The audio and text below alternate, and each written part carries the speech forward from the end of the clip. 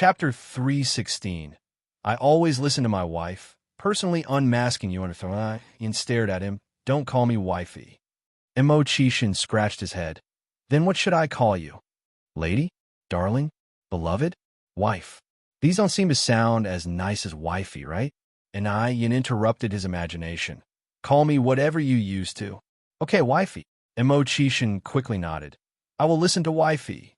And Immerse then said, Wifey, when can I officially become your other half? And replied indifferently. Once you've changed how you address me, they'll consider it. Hearing this, Immerse didn't dare to tease her anymore. Yang, can I officially become your other half now? And replied with a smile. I can consider it now. Immerse, women's mouths, can't trust a word they say. Immerse sneakily reached for Yan's hand. Yang, can I hold your hand? Yan squeezed his hand. Aren't you holding it now? Immerse curled his lips in satisfaction, a smile of pure contentment on his face. So happy, so content. With their hands locked together, they walked leisurely on the desolate streets, the frosty moonlight casting a silvery glow on them. Both of them, without any romantic experience, strolled hand in hand from one end of the street to the other. They made a trip up and down the normally 1 hour-long street, as though it only took moments. Time seems to fly when one is with the person they love. Once they reached the noodle restaurant again, Yin stopped. Brother Imo, it's late. You should head home now. Immerse reluctantly halted. He still hadn't had enough of holding his wifey's hand. He wished he could stay glued to his wifey all the time. Yin smiled. Please hurry back. Remember what you promised me earlier. Reminded of his earlier promise, Immerse reluctantly let go of Yin's hand. Yang, should I walk you home? Yin said, It's nearly 11 now. If you walk me home, you'll be really late. Besides, I rode here myself. Go on home, it'll be fine. Yin is not a person of pretensions. In the middle of the night, she didn't want to trouble Immerse. Immerse pushed the bike. Let me take you home. I don't have anything planned for tomorrow morning, and it's not safe for a girl to be out alone at this hour. Seeing Immerse insist, Yin gave in. She leaned in and sat on the back seat. Brother Imo, let's go. Immerse held the bike, not moving. Yin asked doubtfully, Brother Imo, aren't we going? Immerse responded, Yang, come sit in front. The Phoenix brand bike from the 80s has a large rack in the front that can accommodate a person. But because sitting at the front requires a somewhat intimate position, typically only couples adopt this seating. Before they were in a relationship, Immerse was too shy to let Yin sit in front, but things were different now. Yin was also sitting on a bike rack for the first time. She was surrounded by a masculine aura, with warm breath whispering around her neck. This felt wonderful, leading to a faint blush creeping up her ears. Although the girl in front is already his wifey, Immerse was still nervous. Thankfully, it was winter and they were both bundled up. Otherwise, Yin would definitely have noticed his discomfort. Immerse tightly gripped the bike's handle, his sturdy arms enveloping Yin. His steady heartbeat echoed from behind, providing a sense of absolute security. Yin's hair fluttered onto Immerse's face in the breeze. It was soft and silky like prime satin. A faint, fragrant scent wrapped around his nose. The hazy night enveloped them as Immerse leaned forward slightly, all but surrounding her. To enjoy their time together more, Immerse deliberately slowed down. However, they soon arrived at Jinghua Village. Immerse was slightly annoyed. Why did the time pass so quickly tonight? Yin jumped from the bike. Brother Imo, you should go home now. They'll help you push the bike into the courtyard. Yin laughed. Take the bike and ride home. From the city to Jinghua Village is more than 10 kilometers. She can't possibly let Immerse walk home.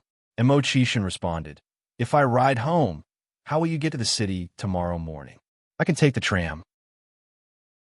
Chapter 317. I always listen to my wife, personally unmasking you _2. Immerse's thoughts took a turn. They'll pick you up tomorrow at my place. Yang nodded and picked up her gift from the car. That works. Take care on the road, brother Imo. All right, Imo Chishin replied. He watched Yang walk into the yard and close the door.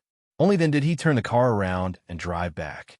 At this moment, he could no longer hide the elation in his heart. He quickly stepped on the pedal, his feet moving like they were under motor power, almost making the car fly. He felt so happy, so excited. At that moment, Imo Chishin felt an insurmountable energy. Even if there were mountains ahead, he could move them. Ah, so happy. Imo Chishin even let go of the handlebars, opened his arms wide, and made a flying motion. He was as excited as a child. It was a good thing that he was on an empty street. Otherwise, with such a noise, he would have been scolded by others. Only with the cover of late night, Imo Chishin dared to act so wildly. Imo Chishin shouted several times, unable to satisfy his excitement. He even had body movements. He was like a crazy drunkard with no formality to speak of. Not far away, a luxury car was parked. There were two people seated in the front row. These two were none other than Morris and Marcus. Morris looked at his watch, puzzled, and asked, Marcus, did you get the time wrong? Is Mr. Mogg really coming back today?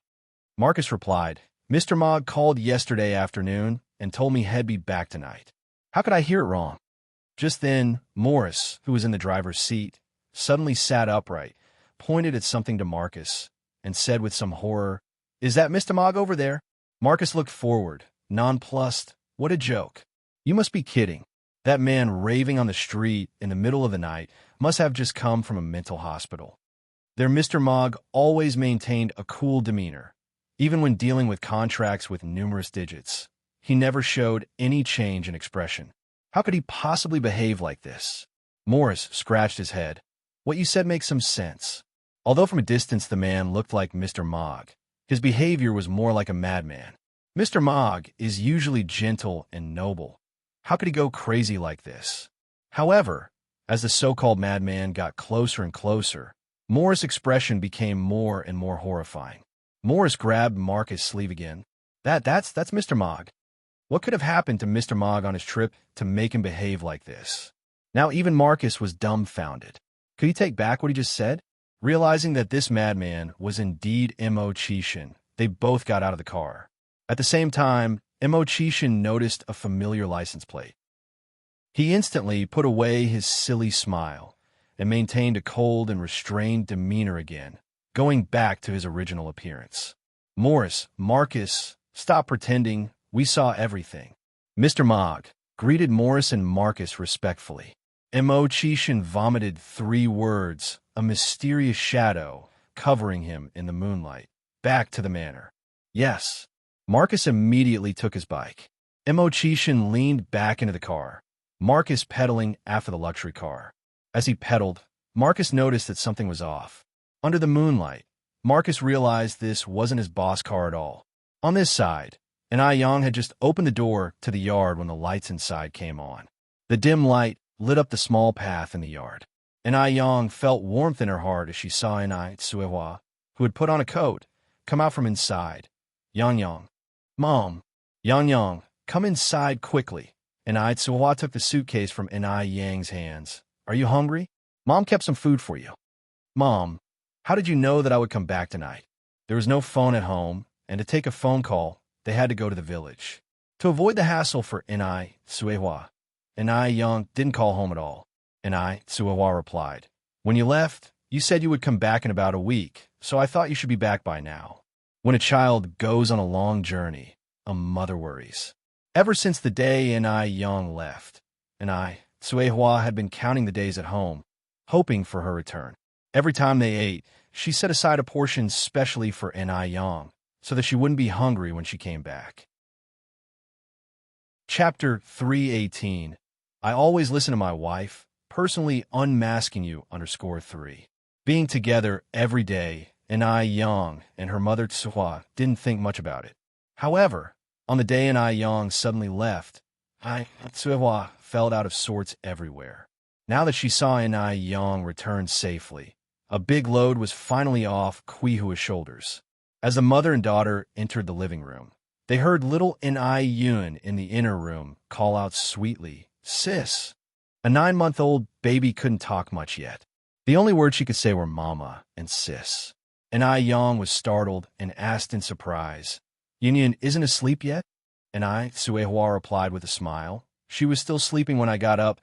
She probably just woke up. I'll go check on Yun." Yang swiftly made her way into the room. Suehua went into the kitchen to serve Yang dinner. In the room, little Yun, wearing her autumn clothes, had already crawled over the blanket. Seeing Yang come in, she laughed happily. "Sis." "Little Yun, did you miss Sis?" Yang picked up little Yun. Little Yun couldn't talk yet. She just shouted excitedly, "Sis, sis." Yang gave little Yun's small face a big kiss. The temperature was low at night, and Yang was afraid that little Yun would get cold. So she quickly put her back under the blanket. "Yun can't crawl outside the blanket, otherwise Sis will spank." Little Yun held Yang's hand, babbling away. Who knows what she was saying?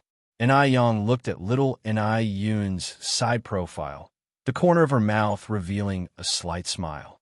In her previous life, she came to the realization too late and let this little sister fall into the jaws of a wolf. This time, she'll protect her no matter what. And the 3 other sisters who got thrown away, she wondered if they were still amongst the living. For some time, Yang was lost in thought. At that moment, Suehua came in with a bowl saying, "Yang, stop playing with Yun and eat." Yang nodded, standing up to take the bowl from Quihua's hands. The bowl was only half filled with rice, but the meat and vegetables were piled high. There were braised pork, crispy on the outside and tender on the inside, roasted chicken leg, and stir-fried mushrooms. Suehua said, "Yang, Uncle Tinia brought this rooster this morning while he was working. I said I didn't want it, but he insisted on leaving it. Quickly taste the chicken your mom roasted and see if it's good. I roasted it the way you usually do." Yang hurriedly picked up the chicken leg and tasted it. The meat was firm, crispy on the outside and tender on the inside. Oil flowed in her mouth with every bite. "Delicious.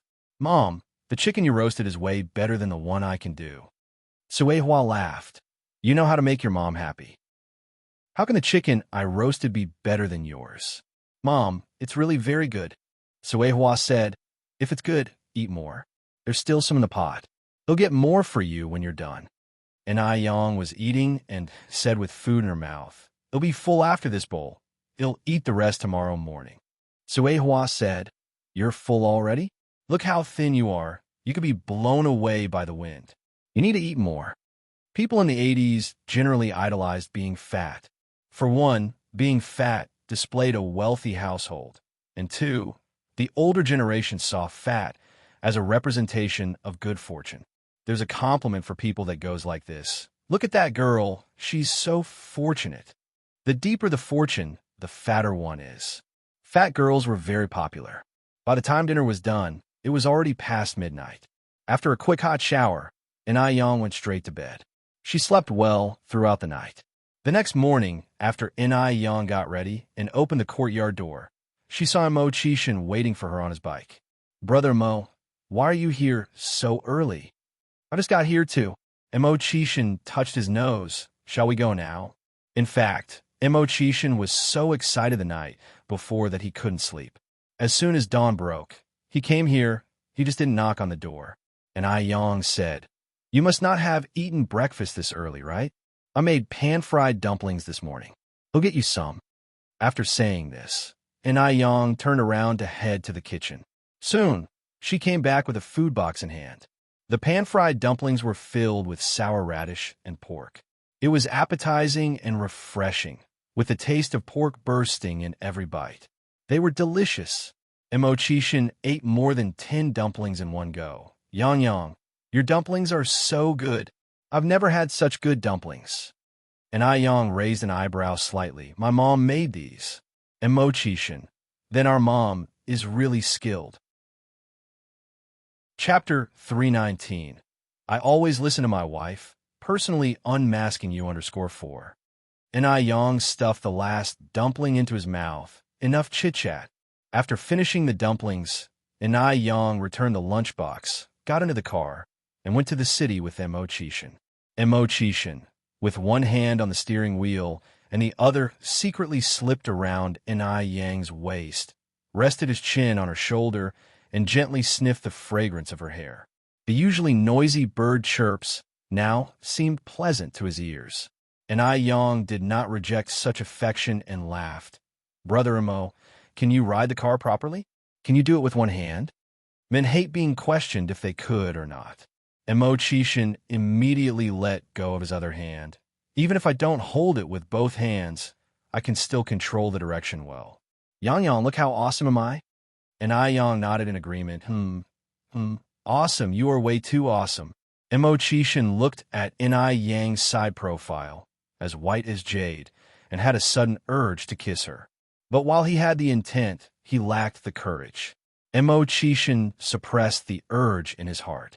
The car was neither too fast nor too slow and soon arrived on the bustling street. A jeep raced past them. The man driving the jeep had an icy expression on his face. Mo Baichuan pursed his lips, his eyes filled with stormy rage. The next corner. Screech. The sharp sound of a sudden brake rang out, and Mo Baichuan pounded the steering wheel fiercely with his fists. A few seconds later, his face began to soften gradually. No, he couldn't. If he got angry, wouldn't he fall in Enai Yang's trap? He must stay calm and expose the mask on Enai Yang's face himself. Several minutes later, Mo Baichuan restarted the engine and drove away. When Enai Yang and Mo Baichuan arrived at the noodle restaurant and milk tea shop, the other 6 people had already gathered. It had been a few days, and everyone was missing Enai Yang dearly. Of course, Enai Yang didn't come empty-handed. Enai Yang distributed a bit of water chestnut cake and pineapple cake she brought back from Guangwan to everyone. At this time, pastries were a desirable thing. Ordinary families would only buy some during the new year. "Yang Yang, you're too kind. You thought bringing gifts for us all the way back from Guangwan." "Yang Yang, was Guangwan fun? How different is it from here?" Enai Yang explained with a smile. "Actually, there isn't much difference, just that the temperature is a bit higher than here. They're already wearing short sleeves in Guangwan." People of this era, who generally lacked education and were not familiar with latitude and temperature difference, found Enai Yang's words astonishing. Really? Enai Yang nodded and explained the temperature difference to them. She spoke confidently, her conversation peppered with professional terms and concepts, and even some professional explanations were not as accurate as hers. Watching her on the side, Mo Chishan's gaze gradually grew fascinated. How incredibly competent is his wife? It didn't take long for 6 o'clock to come around, and the noodle restaurant and milk tea shop opened for business right on time. Mo Chishan helped Enai Yang around the shop. The way the two interacted was the same as usual, but also a bit different. Anyone with a discerning eye could sense the subtle changes between the two. The 6 people in the shop obviously had an inkling. During lunch break, Enai Yang sat at the dining table, sipped her milk tea, and asked, "Brother Mo, can you contact your good friend Wu Daming now?" "Yes." Mo Chishan nodded. "Yang Yang, do you need something from him? Isn't he dealing with imported machinery? I want to ask him if he can get sterile equipment." Enai Yang wanted to expand her skincare products, and for that, she needed to set up a sterile production room for machine integration, where each skincare product would be produced. The current small-scale operation is definitely not enough. Mo Chishan responded, "Okay, I'll ask him for you later." "Thank you, Brother Mo. Why are you being formal with me? By the way, I have to take a long trip tomorrow, and it might take a while before I can return. If there is sterile equipment available, he'll have Wu Daming deliver it directly." And I Yang nodded. "Actually, I'm not in a hurry. It will take a while for the house to be built." Mo Chishan suddenly voiced his grievances. "Yang Yang, don't you want to ask where I'm going and when I'll be back?" And I Yang patted him on the head like patting a big dog. "So, where are you going? When will you be back?" Chapter 320. I always listen to my wife. Personally unmasking you _5. I need to go to F country. The specific return time is not yet fixed, but I promise to return as soon as possible, so as not to worry you. Initially, Immerse planned to visit F country before going to Guangguan, but he canceled the trip to accompany Yang to Guangguan. Unexpectedly, after returning, he still had to take a trip to F country. With such an outstanding wife, he couldn't afford to remain stationary.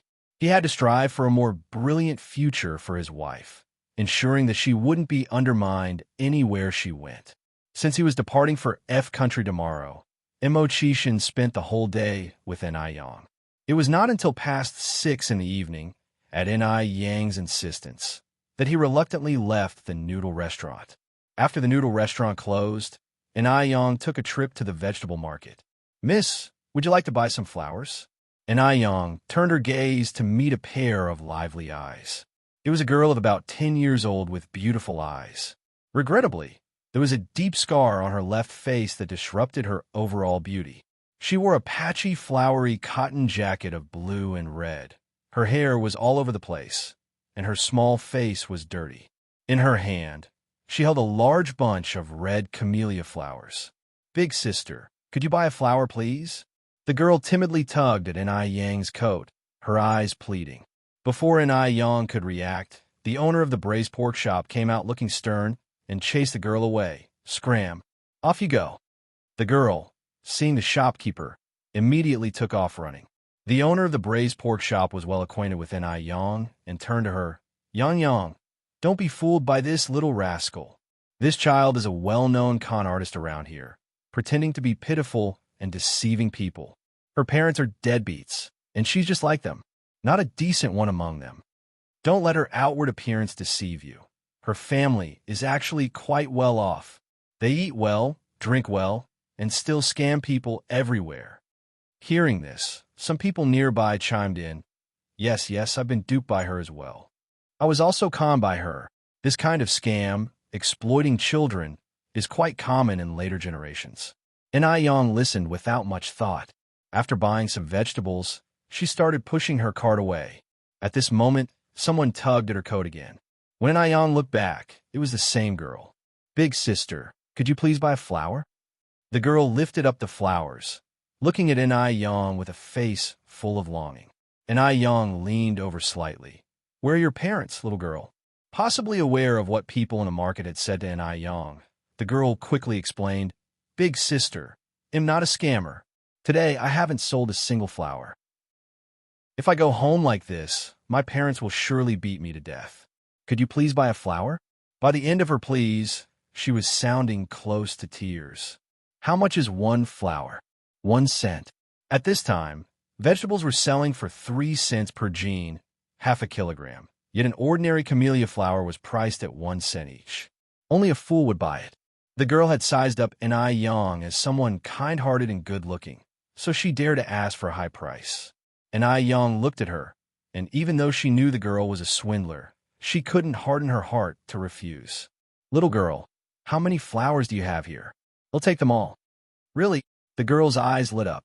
Yang nodded. The girl counted the flowers in her hand, then said, "Big sister, I have exactly 21 flowers. Are you really going to buy them all?" "Yes." Yang took out 2 1-cent coins and handed them to the girl. The girl hesitated for a moment. Her gaze falling on the bag hanging from the cart handle, she swallowed. "Big sister, they'll take your 2 cents, but could I trade the remaining 1 cent for a pancake?" Yang removed the bag. "You can have all of these, and the money as well." "Thank you, big sister." The girl took the bag, bowed towards Yang. "May you have peace all your life." After saying this, she turned and ran off into the alley. The fact that the girl knew to bow and give thanks indicated that she was not inherently bad.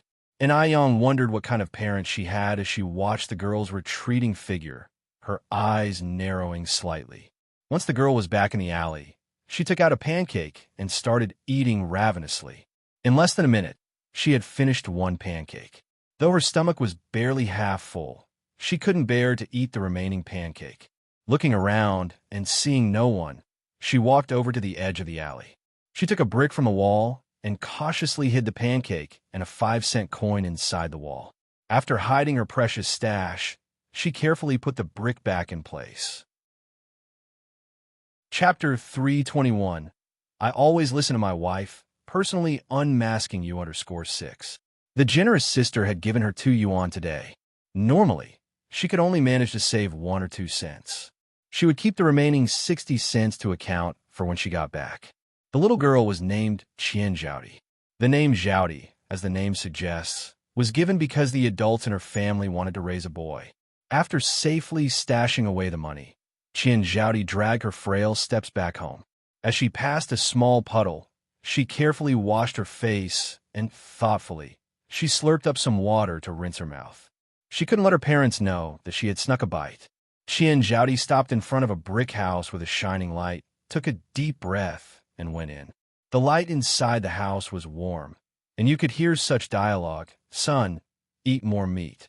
You can grow taller by eating more meat. Meat. Qian Zhaodi couldn't help but lick her lips. She couldn't even remember the last time she had meat. But the little boy in the house protested, I don't want to eat meat. I want to eat chicken legs. I want to eat braised chicken legs.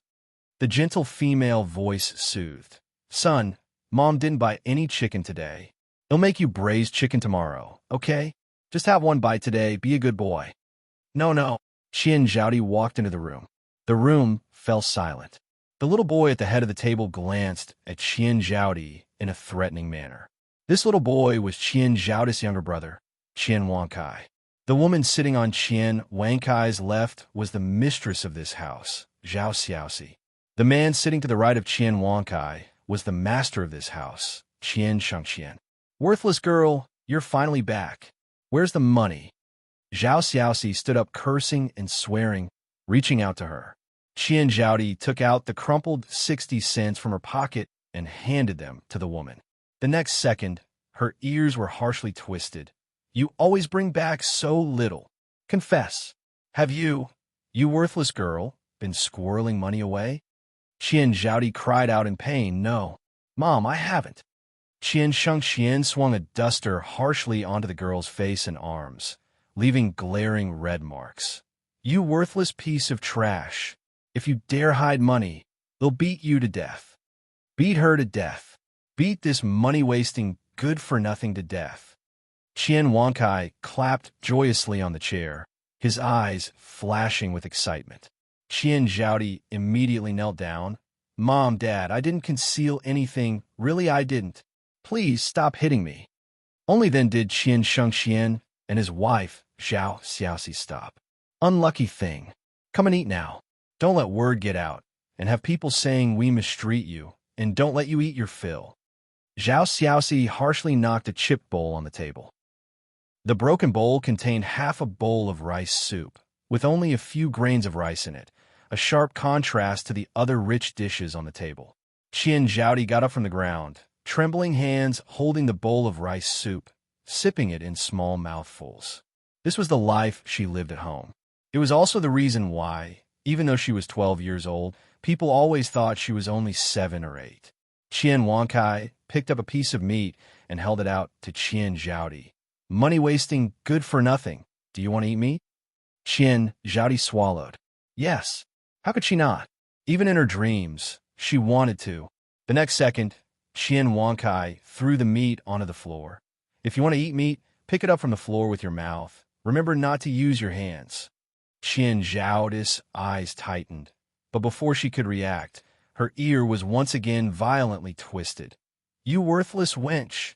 Didn't you hear what your brother said to you? He kindly offered you some meat, and you dare to glare at him. Eat that piece of meat right now, or he'll beat you to death. Although the meat had fallen on the floor, it was still a piece of meat after all. Thank you, little brother. He'll eat it now. Qian Zhaodi placed her bowl on the table, leaned down, and bit into the fatty meat with her mouth. The fat on the meat was cut quite thick, providing a satisfying mouthful.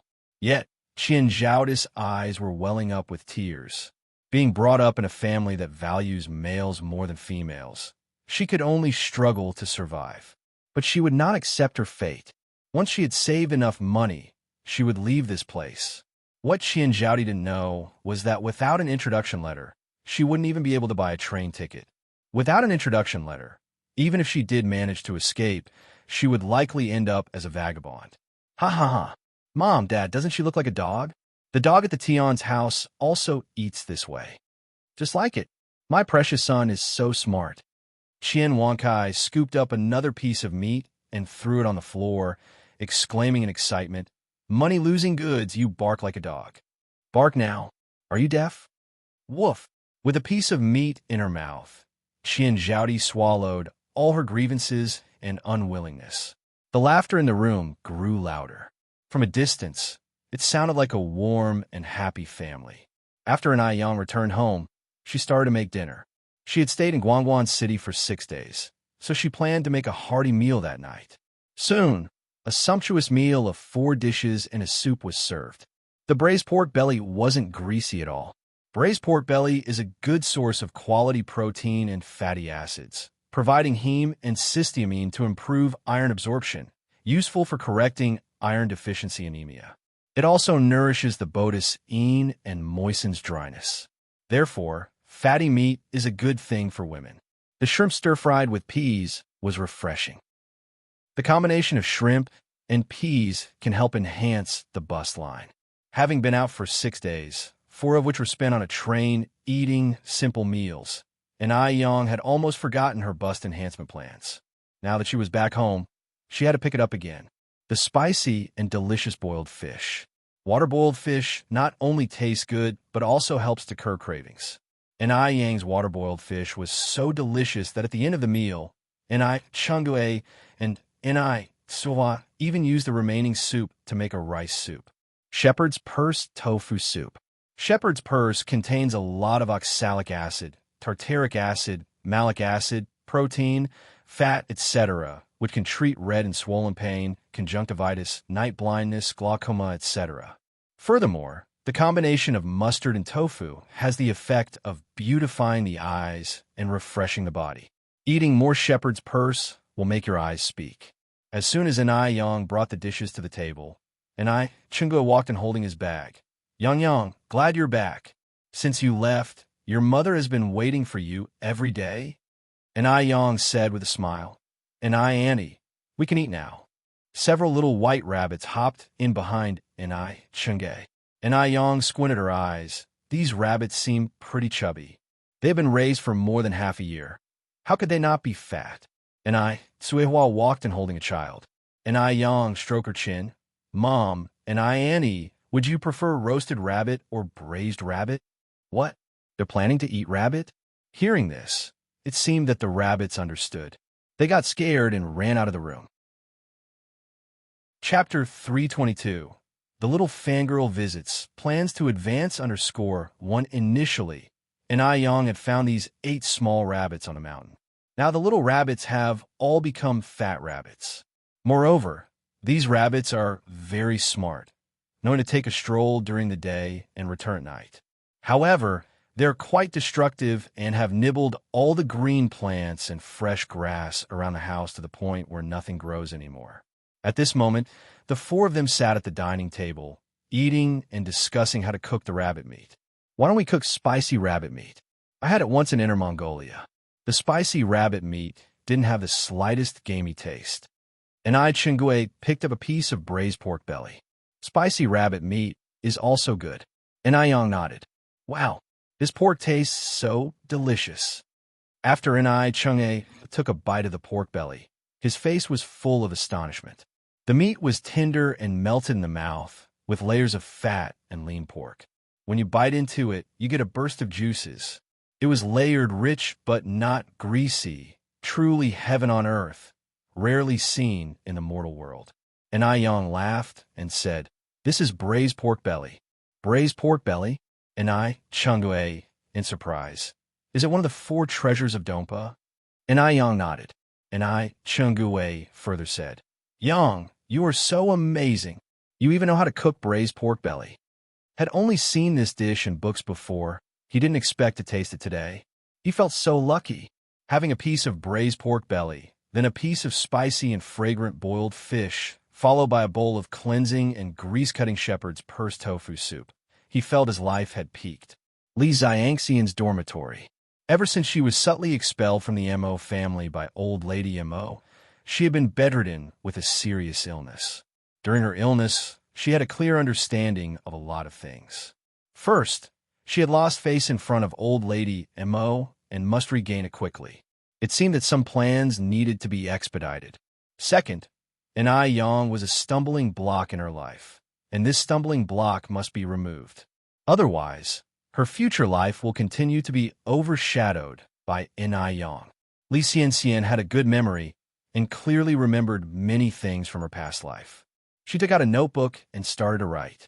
This time, she had to make everyone look at her with new eyes. The light in the room wasn't very good.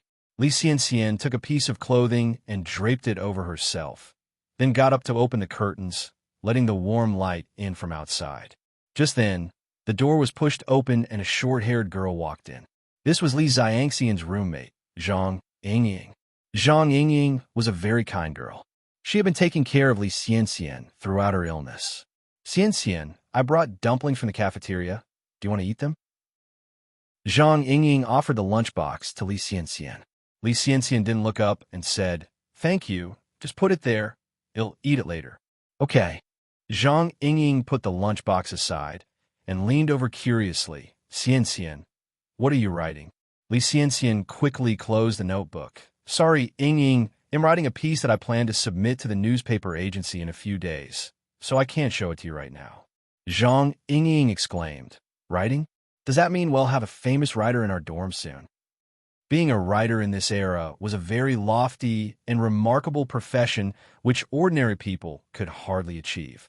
Li Xianxian modestly smiled. "I wouldn't say a famous writer, I'm just writing casually." Zhang Yingying excitedly grabbed Li Xianxian's arm. "Xianxian, you are so amazing." Li Xianxian continued, "Don't rush to praise me yet, I'm just trying. It's not certain whether the newspaper agency will publish it." Zhang Yingying said, "With your talent, Xianxian, the newspaper agency will definitely not reject it." Li Xianxian laughed. "They'll take that as a good sign." Zhang Yingying added, "Xianxian, you're not fully recovered yet. You should eat first. Only when you're full can you write better." Li Xianxian nodded. That night, Li Xianxian stayed up all night writing, without any sleep. By the time Zhang Yingying woke up at 8 o'clock, Li Xianxian was still writing at the desk. Zhang Yingying exclaimed, "Xianxian, you didn't sleep all night, did you?" Li Xianxian nodded. Zhang Yingying continued, "Xianxian, this isn't good. You shouldn't neglect your health for writing. Go wash up and sleep now. It's past 8 already." Chapter 323, Little Fangirl Visits, Plan to Advance _2. Li Xianxian smiled. "No worries, inspiration is flooding in. Just wait for me to finish writing this piece." Even though Li Xianxian's memory is excellent, the saying, "the dullest pencil is better than the sharpest memory," still applies to her. She still needs to write down an outline in advance, so she doesn't forget. After the outlines were listed, she started to write each piece one after another. Her works, each one of them, are always stunning. In this life, she is determined to be the most dazzling person, standing shoulder to shoulder with Mo Baichuan. The only pitiful thing was those who deserved to die didn't die. But that's okay. She just needs to hurry up and publish her work in advance. After all, she is an original author. Does she have to worry about someone plagiarizing her work? Zhang Yingying started to wash her face and comb her hair. "Xianxian, take care of your health." Li Xianxian nodded. "I know." Anai Yang did not go to the city today, but was at home pickling sour cabbage. The sour fish has been selling well recently, and there isn't much pickled cabbage left at home. Anai Tsuhua walked out. Yang, teach me your secret technique for pickling cabbage, so I can make it for you in the future." "Sure." Anai Yang nodded and shared her secrets to making pickled cabbage while she was preparing it. Anai Tsuhua is a quick learner. She understood after just one demonstration. Sister Anai Yang. Gooden and several other kids excitedly ran into the yard. "Gooden, Panghu Xiaohua, why are you guys running so fast?" Anai Yang gave them a warm smile. "Sister Anai Yang, there's a lady outside looking for you. She said she is your good friend." This woman, she dresses just like a little princess from a fairy tale. "A lady?" Anai Yang raised her eyebrows slightly. "What does this lady look like?" If she's a girl of their age from the village, Gooden and Panghu would definitely recognize her. If she's not, Anai Yang hasn't met anyone new recently. For a moment, and Aiyong really couldn't guess who could be looking for her. Gooden said, "Sister and Aiyong, why not go out and see for yourself?" "All right." And Aiyong untied her apron. "Mom, I'm going out for a bit." And Suehua nodded. "Sure, you go ahead. Leave everything here to me." And Aiyong then went out with the children. Outside stood a young woman dressed in an imported princess dress, with slightly curly chestnut hair resting on her shoulders. A shiny little crown was on her head, and she was carrying an exquisite little handbag. Her nails were painted with pink nail polish.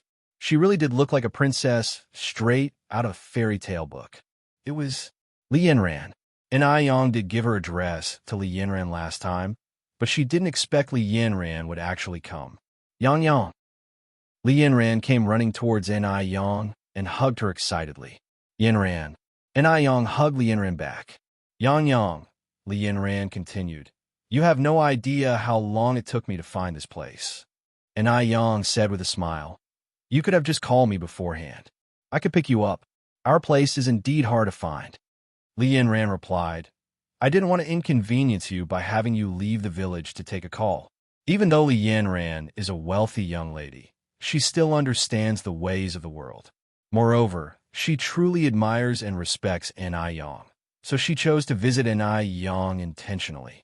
"I'll introduce you," and Aiyong went on. "This is Gooden, this is Penghu, and this is Xiaohua. You three can just call this beautiful lady Sister Yanran." The three children greeted Li Yanran politely. "Hello, Sister Yanran." Li Yanran replied to them with a smile. "Hello, you guys. I came here in a hurry, so I didn't have time to bring gifts. Next time, I'll definitely bring some for you." Sister Aiyong is very beautiful and gentle, and it turns out her good friend is stunning and kind as well. In no time, the three children felt very fond towards Li Yanran. Gooden said shyly, "Sister Yanran, you don't have to be so polite." After speaking, Gooden, Penghu, and Xiaohua ran off. Watching the children run off, Li Yanran said, "They're so cute." And Aiyong smiled. "Yes, they're at an age where they don't have a care in the world. Come in, let's go inside." Li Yanran nodded and followed Aiyang's steps. They arrived in the yard where Suehua was pickling the sour cabbage. She looked up, stunned by Li Yanran's appearance. My goodness, this young lady was dressed so elegantly. She looked just like a modern lady from the big city posters. Chapter 324. The Little Fangirl Visits. Plans to Advance _3. And Aiyong introduced her. "Mom, this is my good friend Li Yanran. Yanran, this is my mom." Li Yanran also gasped in surprise. No wonder Aiyong is so beautiful.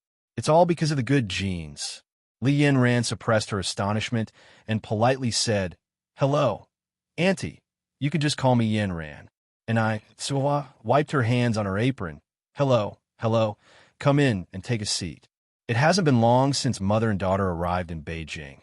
It's not easy for Aiyong to have a good friend. Aiyong brought Li Yanran into the house. "Yanran, you sit first. I will make you a cup of tea." Li Yanran quickly stood up. Yang, I could just sit casually. Don't make me feel embarrassed." And Aiyong laughed and said, "What's there to be embarrassed? They'll come over with the tea." And Aiyong turned around and went into the small kitchen. Li Yanran sat in the living room looking around. A very simple farmhouse, simple but elegant and cozy. In the living room, there was a dining table and few benches, a baby carriage on the side, and on the cabinet near the window was a jade vase with a magnolia flower in it. Now it's April, not the time for magnolia flowers to bloom. Could they all be fake flowers? Li Yanran walked over curiously and found to her surprise that it wasn't a fake flower, but a dried flower. The flowers still had a faint fragrance. That's incredible. They managed to preserve the magnolia flower like this. Li Yanran exclaimed in awe. "Yanran, come taste the milk tea." And Aiyong brought a tray from outside. Li Yanran excitedly pointed at the magnolia flower. Yang, where did you buy this magnolia flower?" And Aiyong smiled and said, "I didn't buy it. I picked it from our yard last summer." "Pick?" Li Yanran exclaimed. "Then how did you preserve it like this?" And Aiyong explained. "First pick the fresh magnolia flower, remove the leaves, then allow it to air dry in a ventilated area, away from sunlight. Finally, use a bunch of herbal medicine to smoke it. Li Yanran nodded. That sounds complicated. Yang Yang, you're amazing. And I Yang placed the tray on the table. Yanran, come taste the milk tea. Milk tea. Li Yanran's eyes lit up. She ran to N.I. Yang's side, picked up the milk tea, and took a big gulp. This tastes exactly like the New York milk tea. Upon saying this, it dawned on Li Yanran. She exclaimed, New York wouldn't stand for N.I. Yang, would it? N.I. Yang nodded slightly. Smart. Oh my God. Li Yanran was so astonished she did not know what to say. Turns out New York milk tea is N.I. Yang's. You have to understand, Li Yanran is a loyal fan of New York milk tea. She drinks it almost every day. But she rarely buys it herself. It's usually brought by the servants at home. She thought N.I. Yang was just an ordinary farm girl who cured Mo Hudi. Who knew N.I. Yang could be so impressive? No wonder she could confront Li Xianxian that day, making Li Xianxian lose her composure and be sent home by Madame Mo. Yang Yang, I'm growing more and more in awe of you. Li Yanran's eyes sparkled as she reached for a piece of dried fruit from the tray. Is this strawberry? Yes, it's dried strawberries. Try them and see how they taste. Li Yanran put the dried strawberry in her mouth. It was crispy, not only retaining the sour and sweet taste of strawberries, but also had the taste of dessert, crunching in the mouth, making you want another piece after eating one. Li Yanran, with her mouth full of dried strawberries, mumbled, Yang Yang, did you make this yourself? Yes. Li Yanran felt like kneeling to N.I. Yang. Yang Yang, you're too amazing. N.I. Yang smiled lightly. Well, just the third best in the world. Li Yanran continued. Yang Yang, what machine did you use to make this dried fruit? A drying machine? But there were no food dryers in the country at that time. N.I. Yang said, I baked it in a bread kiln. A bread kiln? Li Yanran asked curiously. What's a bread kiln? Come with me, I'll show you. Yes. Li Yanran excitedly followed N.I. Yang. The two came to the corner of the yard where N.I. Yang pointed at a large object. This is the bread kiln. So this is it. Li Yanran squatted down, touching and observing it with a look of curiosity. Yang Yang, is this bread kiln really that miraculous? Chapter 325. The Little Fangirl Visits. Plans to Advance _4. Li Yanran was born into a wealthy family. When had she ever seen such things? Even the large roosters of the countryside were a first for her. Just now at the entrance of the village, she had been scared by a large rooster. N.I. Yang laughed, saying, Of course there is such magic. A baking oven can roast anything, only limited by what you can't imagine. There's nothing a baking oven can't bake. Li Yanran's eyes turned toward a little rabbit gnawing on a carrot. Can you roast a rabbit? N.I. Yang nodded. Of course, why don't we have roasted rabbit for lunch? Yes. Li Yanran nodded and swallowed. The rabbit nearby thought, why do people always want to eat us nowadays? Then I'll go catch the rabbit now. I'll go with you. Li Yanran followed behind N.I. Yang. N.I. Yang took up 2 carrots, crouched on the ground, attracting all the small rabbits. Taking advantage of the rabbit's distraction, she swiftly grabbed 2 small rabbits. The rest of the rabbits fled in fear. My God, humans are so scary. Li Yanran followed by N.I. Yang's side. Yang Yang, let me hold one. N.I. Yang handed her one of the small rabbits. Li Yanran showed a mischievous grin as she petted the rabbit's fur. The little bunny is so cute. N.I. Yang was worried that her next sentence would be, Bunny is so cute. Why are you eating the bunny? Fortunately, Li Yanran was not the type of girl who overflowed with sympathy. After all, every creature has its own rules for survival. N.I. Suihua, who had finished pickling sour cabbage, came over from the other side. Yang Yang, are we having rabbit for lunch? N.I. Yang nodded. Roast one, braise one. N.I. Suihua continued. Hand them to me. I'll kill them. All right. N.I. Yang and Li Yanran handed the rabbits in their hands to N.I. Suihua. N.I. Suihua carried a rabbit in one hand, muttered the rabbit-killing song. Little rabbit, don't blame us. You are a meal to us humans, shedding your fur for a cloth coat, returning again in the spring of next year. Li Yanran curiously asked, Annie, what song is that? N.I. Yang laughed and explained, "This is our local chicken killing song that my mom has adapted into a rabbit killing song. Back in our hometown, whenever we kill a chicken, we always recite this song. The original text begins, 'Little chicken, don't blame us.' This was a unique memory for children of the 1980s. In later generations, this kind of folk rhyme would be forgotten. Li Yinran followed behind, reciting the saying to herself, and then burst into laughter. I must say, it's pretty rhyming. And Yang nodded. Indeed. Before long, Suiwa had prepared the 2 rabbits. Yang marinated one of the rabbits with seasonings and placed it in a basin, then went to light the fire for the baking oven. Li Yinran followed Yang's side. Yang, let me try, okay? Sure. Yang handed the match to Li Yinran. Li Yinran, being a wealthy heiress, had she ever done this before? After trying for a good while, she only managed to create thick smoke without starting the fire, and had to give the match back to Yang. Yang, you do it. Yang took the match, lightly struck it. Flick! The match lit up. Soon, flames came up from the dry grass in the baking oven, becoming more and more vigorous inside. Li Yinran, quite upset, said, "This damn oven. It's unfair to newcomers." Yang laughed softly. Li Yinran then asked, "Once the fire is started, where will you put the rabbit to roast?" Yang explained, "Once the oven's temperature reaches a certain level, you take out the firewood, you can roast things inside. It's like a natural oven." Li Yinran was skeptical. Can it really be fully cooked? Yang remained mysterious. You'll see soon. After getting the fire ready in the oven, Yang went to the kitchen to prepare other dishes. Yinran, do you have any dishes you especially like? I can cook them for you. It was her first time at Yang's house, so Li Yinran needed to be reserved to avoid scaring Yang. Yang, I eat anything. I'm not picky. If her parents had heard her say that, they'd probably be moved to tears. Yang laughed. Then he'll cook whatever. Sure.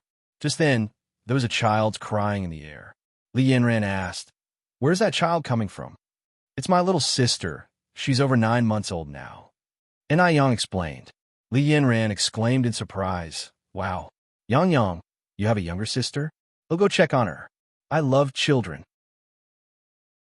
Chapter 326. The Little Fangirl Visits. Plans to advance _5. Go ahead. Yang nodded slightly. Li Yinran truly adored children, and little Yin was equally fond of her. Peals of laughter, big and small, echoed continuously from the courtyard. Yang rolled up her sleeves, preparing a table filled with fine dishes such as sour fish, grilled rabbit, spicy rabbit meat, fried river shrimp, vegetable tofu soup, and so on. It was a feast for the eye, nose, and palate. Li Yinran almost drooled as she watched from the side. It smelled incredibly delicious, even better than what the chef they'd hired from abroad could make. Suihua warmly said, "Yinran, don't be shy, come sit down and eat." "Thank you, Auntie." Li Yinran expressed her thanks politely and took a seat. Since it was her first time visiting Yang's house, she was a bit reserved and hesitant to help herself to the dishes. Suihua stood up and used serving chopsticks to serve Li Yinran. "Yinran, don't be shy when you're here at Annie's house. We might not have any fancy dishes to offer, but go ahead and eat and drink as you wish. Please, don't starve yourself." Li Yinran smiled and said, "Auntie, you're too kind. Yang has prepared a whole table full of delicious dishes, and you're still saying there's no good food. Then eat up. Don't be shy." Li Yinran nodded, picked up a slice of fish, and put it in her mouth. Truthfully, she didn't have any particular expectations for the fish dish. After all, fish has a strong smell. But the taste of this piece of fish astounded her. The fish was not only exceptionally tender, but also sour and spicy, making it extremely appetizing. It was so good that Li Yinran wished she could swallow her own tongue as well. She never knew fish could be cooked to taste this delicious. "It's delicious." Li Yinran gave Yang a thumbs up. "Yang, your cooking is absolutely amazing." Yang smiled slightly. "Thank you." Li Yinran thought the fish was already delicious enough, until she tasted the grilled rabbit. The grilled rabbit was crispy outside and tender inside. The outer skin was sprinkled with a layer of chili powder and cumin powder, and once she bit down, oil oozed out, making every mouthful a delight. The deliciousness made Li Yanran doubt, could this rabbit meat really be grilled in that ordinary oven outside? This was absolutely magical. The spicy rabbit meat had a unique flavor, and the refreshing vegetable tofu soup effectively cut the richness. One mouthful of meat, one mouthful of soup, happiness knew no bounds. Li Yanran, who usually only ate half a bowl of rice, managed to consume 2 large bowls of rice and a heap of dishes that day. It wasn't until around 6 in the evening that Li Yanran reluctantly proposed to leave. If possible, she even wanted to become N.I. Yang's real sister, so she could live in N.I. Yang's house and eat N.I. Yang's cooking every day. N.I. Yang was truly amazing. Not only was she a year younger than Yanran, she was also more beautiful. And not just that, she could cook and had excellent medical skills. She was nearly omnipotent. Even Yanran, the heir to a wealthy family, couldn't compare to half of her. She completely overturned Yanran's understanding of country girls. When she got home, she saw her brother Li Tingji sitting on the couch in the living room, carving something out of a piece of wood. Li Yanran curiously asked, "Brother, what are you doing?" Without looking up, Li Tingji replied, "Carving a handicraft." Li Yanran continued, "Why are you making a handicraft? Is it for Li Xianxian?" Li Tingji didn't answer, just continued carving the object in his hand. The crystal lamp light cast a gentle glow on his face, highlighting his focused and serious demeanor. Li Yanran sighed. "Brother, are you out of your mind? Li Xianxian doesn't like you at all. She likes Mo Baichuan." Li Tingji didn't reply. He was never much of a talker. His way of liking someone was simple, quietly loving, silently protecting. As long as that person was happy, that was enough. Li Yanran continued, "Brother, are you listening to me at all?" Li Tingji remained silent. Li Yanran said, "Brother, you're not blind. How could you be attracted to someone like Li Xianxian? She's not worthy of you at all. Don't you dare badmouth Xianxian." Li Tingji looked up at Li Yanran. Xianxian is knowledgeable and talented. He had never met a girl as talented and knowledgeable as Li Xianxian. What truly conquered Li Tingji was a poem by Li Xianxian, published in a wall newspaper. "I came by the moonlight, only because you were in the mountains. The mountain breeze brushed my hair, neck, bare shoulders, and the moonlight clothed me in splendor." Chapter 327. The Little Fangirl Visits, Plans to Advance _6. Could an ordinary girl compose such a poem if she weren't talented? Absolutely impossible. Li Yanran rolled her eyes speechlessly. "Brother, those involved are often perplexed while bystanders see things clearly. Don't be deceived by appearances. Li Xianxian is not as wonderful as you think. You have no idea. Her manner of eating was so disgusting at the Mo family's last time. It was nauseating." Li Yanran didn't like Li Xianxian one bit, and she couldn't understand why Li Tingji fell for Li Xianxian. How could such a smart and savvy girl like her have such a foolish brother? Out of all the people, why does he have to fall for Li Xianxian? She's such a flirt. Li Yanran. Li Tingji lifted his head, each word filled with a stern warning. Silently, Li Yanran responded, all right, I won't say it." Li Tingji glared at Li Yanran, cautioning, "If I ever hear you insult Xianxian again, even if you're my sister, I won't be easy on you." Li Yanran chuckled lightly. "What will you do? Kill your own sister?" Li Tingji coldly responded, "Try and see." At his words, Li Yanran shivered involuntarily. Oh my God, could her foolish brother be losing his mind? This won't do. She can't let Li Tingji sink any deeper into this. Li Tingji needs to see someone who is superior to Li Xianxian. Then, an image popped into Li Yanran's mind of someone with picturesque facial features. N.I. Yang. Not only is N.I. Yang 1,000, no, 1,000,000 times more attractive than Li Xianxian, but she's also exceptionally talented. Most importantly, her cooking is delicious, leaving Li Xianxian far behind in the dust. Yes, it should be N.I. Yang. Grinning, Li Yanran said, "Brother, aren't you going to ask where I went today?" Li Tingji coolly responded, I don't know. Li Yinran wasn't bothered by Li Tingzi's attitude. Her weird brother never had a good expression for anyone. I went to a friend's house. Her name is Yang Yang. Incredibly beautiful and very capable. Lots of times better than Li Xianxian. Upon hearing the last sentence, Li Tingzi's expression changed abruptly. Stop your unrealistic fantasies. In this life, aside from Xianxian, I will never love anyone else. Li Yinran responded speechlessly. Brother, don't be so cocky. What if you end up truly liking Yang Yang? Li Tingji stated firmly. That's absolutely impossible. He has seen plenty of attractive girls before, but he is not the kind to judge a person based solely on looks. He values their inner essence. What if you fall for her? Li Yinran raised an eyebrow. There are no what-ifs. Li Yinran continued. Brother, is it really worth it? Li Xianxian doesn't like you at all. Not only does Li Xianxian not like Li Tingji, but she's also stringing him along, giving him mixed signals, which is what Li Yinran dislikes most about Li Xianxian. Yet, Li Tingji can't seem to see it, treating Li Xianxian like a treasure. Li Tingji said, This is my business, not yours. Li Yinran replied, But you're my brother. How is it not related to me? Take care of yourself, said Li Tingji as he stood up, put on his coat, and walked out. Brother, where are you going? Li Yinran immediately followed behind Li Tingji. Li Tingji turned to look back at Li Yinran. Stop following me. With a sigh of resignation, Li Yinran didn't bother guessing where her foolish brother was heading. He was surely off to find Li Xianxian. It seemed she must devise a plan for Ni Yang and Li Tingji to meet. Li Yinran stroked her chin in contemplation. As expected, Li Tingji had indeed gone to see Li Xianxian. He waited for a long time outside the girls' dormitory until he finally saw Li Xianxian come downstairs. Tingji, I'm sorry for keeping you waiting. It's fine. Li Tingji seemed a bit nervous, standing in front of the girl he liked. I'm not in a rush. Li Xianxian glanced at Li Tingji and said, By the way, Tingji, I have a favor to ask. Whatever you need, Xianxian, Li Tingji said. As long as I can help, I definitely will.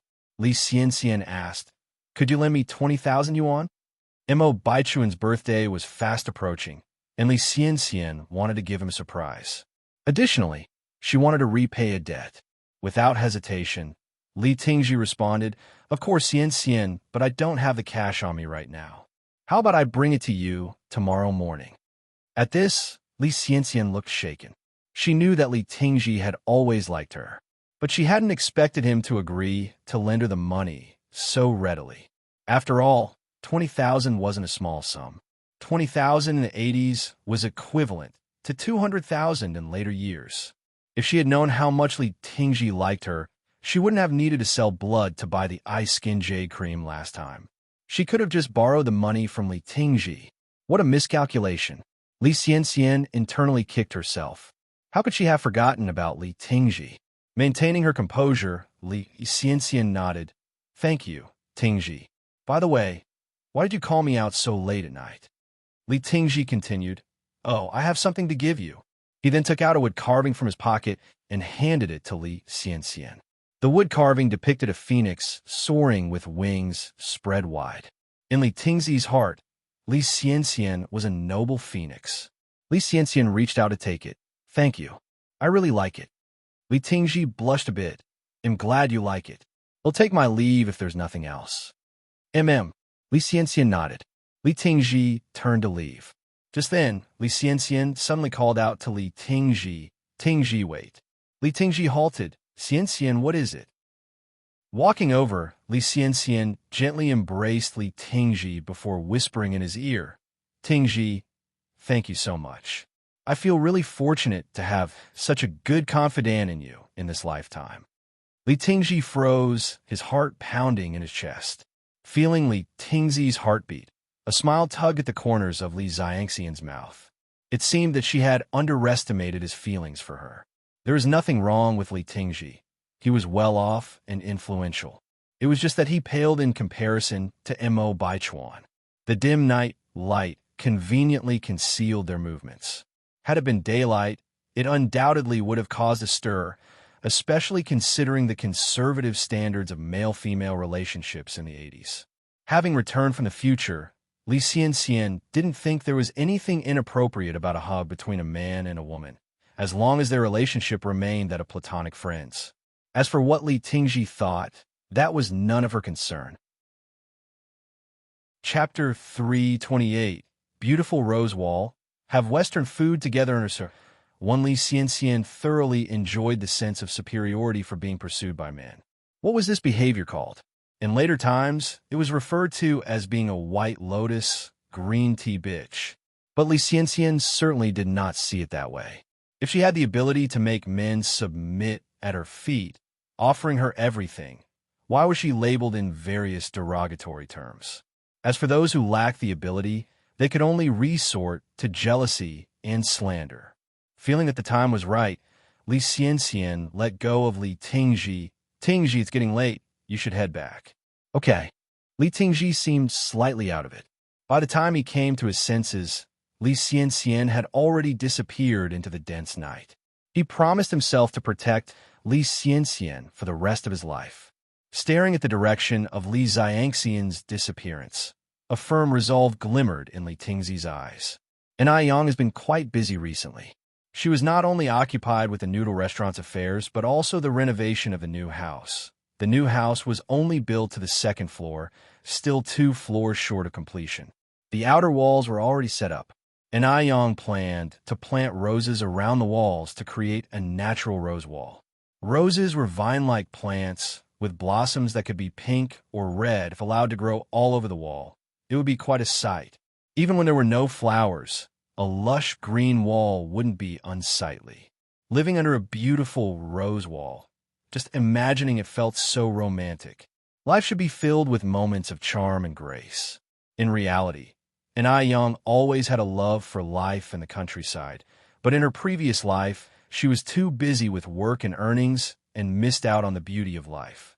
So, she wants to achieve all that she missed in her previous life in this one. Besides the rose wall, Yang also planned to build a grape trellis in the courtyard, with a stone table and chairs under it, where they could laze about and eat grapes in the summer. On the night of Qixi Festival, Chinese Valentine's, one could eavesdrop on the conversation between Yolong and Jinu, cowherd and weaver girl, under the grape trellis. She wanted to dig a small pond too, plant some water lilies, raise a few koi fish and a couple of turtles. Yang picked up her pen and started designing the courtyard. In a little while, a gorgeous little courtyard began taking shape on the paper. Yang clapped her hands, rose from her chair, and started on the first design on her blueprint. The rose wall. The wall was already complete. All it needed now were the roses. Roses? There were rose seeds sold in the city's gardening center, but the seeds take a long time to sprout. By the time the roses enveloped the entire wall, it would be into the next year. Yang rubbed her chin pensively. Suddenly, she remembered there were wild roses on the mountain behind. The wild roses were a fiery red color, exotic and vibrant, even more so framed by the green leaves. It was now mid-spring, the perfect time to grow wild roses. Come summertime, a wall full of red flowers could be seen. However, as Yang had just moved to Jinghua village, she couldn't remember where the wild roses were. Yang picked up a small hoe, put on her carry bag, greeted Suehua, and headed outside. On reaching the village center, she saw Gooden playing marbles under a banyan tree with a few kids. Coincidentally, as Yang arrived, she saw Yang Guobao running towards them, exhilarated. Sister Yang. Guobao. Yang squatted down and opened her arms to him. Yang Guobao rushed into Yang's arms. Sister Yang, I miss you a lot. Debeo, what brought you here? Gooden approached, his face filled with surprise. Gooden. Yang Guobao turned and hugged Gooden. Gooden, a bit embarrassed, said, Grown men, all this hugging is a bit. Yang Guobao interrupted. Oh, Gooden, Sister Yang, I brought gifts for you all. As he said this, Yang Guobao took out 2 blue boxes, slightly larger than a cigarette pack. These are Tetris game consoles. Yang raised an eyebrow slightly. She didn't expect Tetris game consoles to exist in this era. She thought these consoles were from the 90s. But having a Tetris game console in this era was sure more impressive than owning a cell phone in the later era. What's this? Gooden asked curiously. This is a video game console. It'll teach you how to play. Yang Guobao switched it on, and a familiar tune filled the air. While Yang Guobao manipulated the game console, he explained to Gooden, these 4 buttons here represent up, down, left, and right, and help control the direction of the Tetris blocks. The big button on the right rotates the blocks and also starts the game. Chapter 329. Beautiful Rose Wall of Western Food Together _2. The game console had a black and white display screen, containing games like Tetris, pinball, shooting, racing, and tank fighting. Gooden was a smart kid. He figured out how to operate it after just a few tries. DeBeo, thank you. I really like this game console. Gooden carefully put the game console into his pocket. Yang Guobao replied with a laugh. We are good buddies. Gooden, you don't have to be so polite with me. Since it was a gift from Yang Guobao, and Yang naturally did not refuse. She touched Yang Guobao's head and said, Guobao, thank you. Yang Guobao said, Sister and Yang, you should call me DeBeo. After all, he and Gooden were both men of the dog generation. And Yang chuckled. Okay, DeBeo, DeBeo. Yang Guobao then asked, Sister and Yang, where are you going? And Yang replied, I thought of taking a walk on the mountain. Oh, Gooden, do you know where there are wild roses on the hill? Having grown up here, Gooden knew the environment of the mountain much better than Yang. Hearing this, Gooden scratched his head in confusion. Wild rose? Was a wild rose? And Yang thought for a moment, then said, It's spiked mallow. Do you know where the spiked mallow is on the mountain? Spiked mallow is another name for wild rose. In the countryside, wild roses are called by this name. Sure enough, as soon as she mentioned spiked mallow, Gooden understood immediately. Oh, Sister Yang, you mean spiked mallow? I know where it is. It'll take you there. But the spiked mallow is not blooming now, Sister Yang. Why do you want spiked mallow? And Yang explained with a smile. I want to dig up the spiked mallow to build a rose wall. Yang Guobao followed behind, saying, Sister Yang, Gooden, he'll go with you. Sure, and Yang nodded. The 3 of them, 1 adult and 2 kids, walked towards the mountain with cheerful steps. It was April. The snow had melted. Tender green grass was quietly poking out of the ground. The clear call of birds echoed through the woods, giving a sense of vibrant life. Wow, what bird is that? Is that a phoenix? It was Yang Guobao's first time in the mountains, and he found everything exciting. And Yang explained with a smile, That is a golden pheasant. Yang Guobao then said, Let's catch a golden pheasant to play with.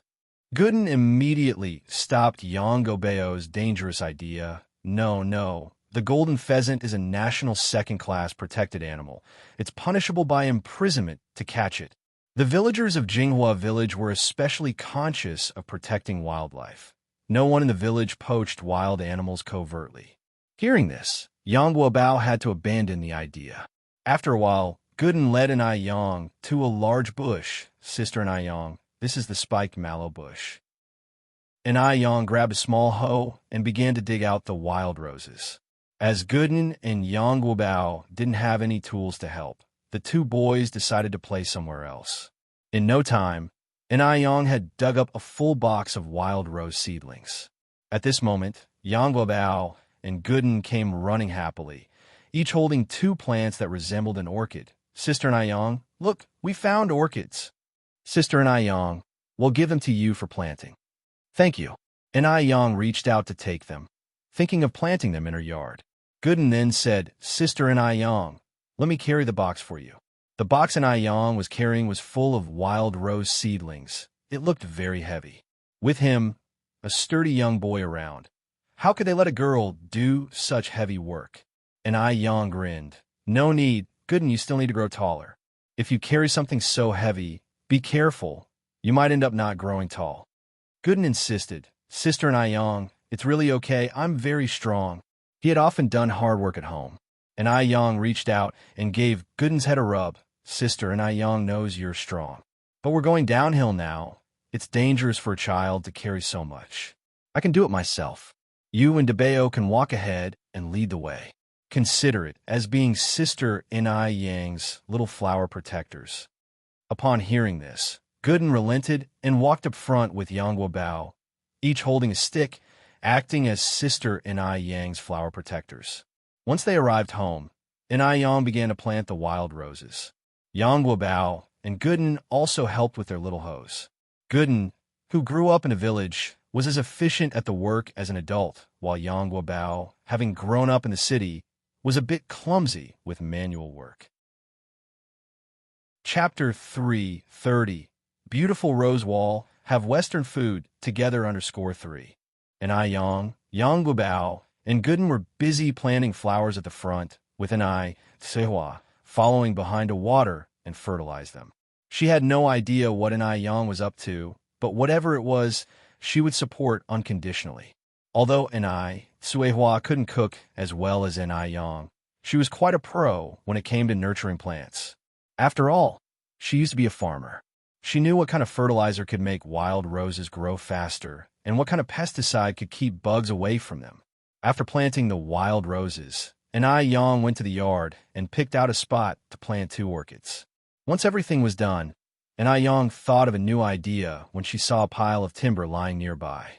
She moved 8 large logs to the corner and then went to borrow tools like a saw and planer from the carpenter who was building a house. As the carpenter was measuring a wooden template, he curiously asked, Yang, what do you need these tools for?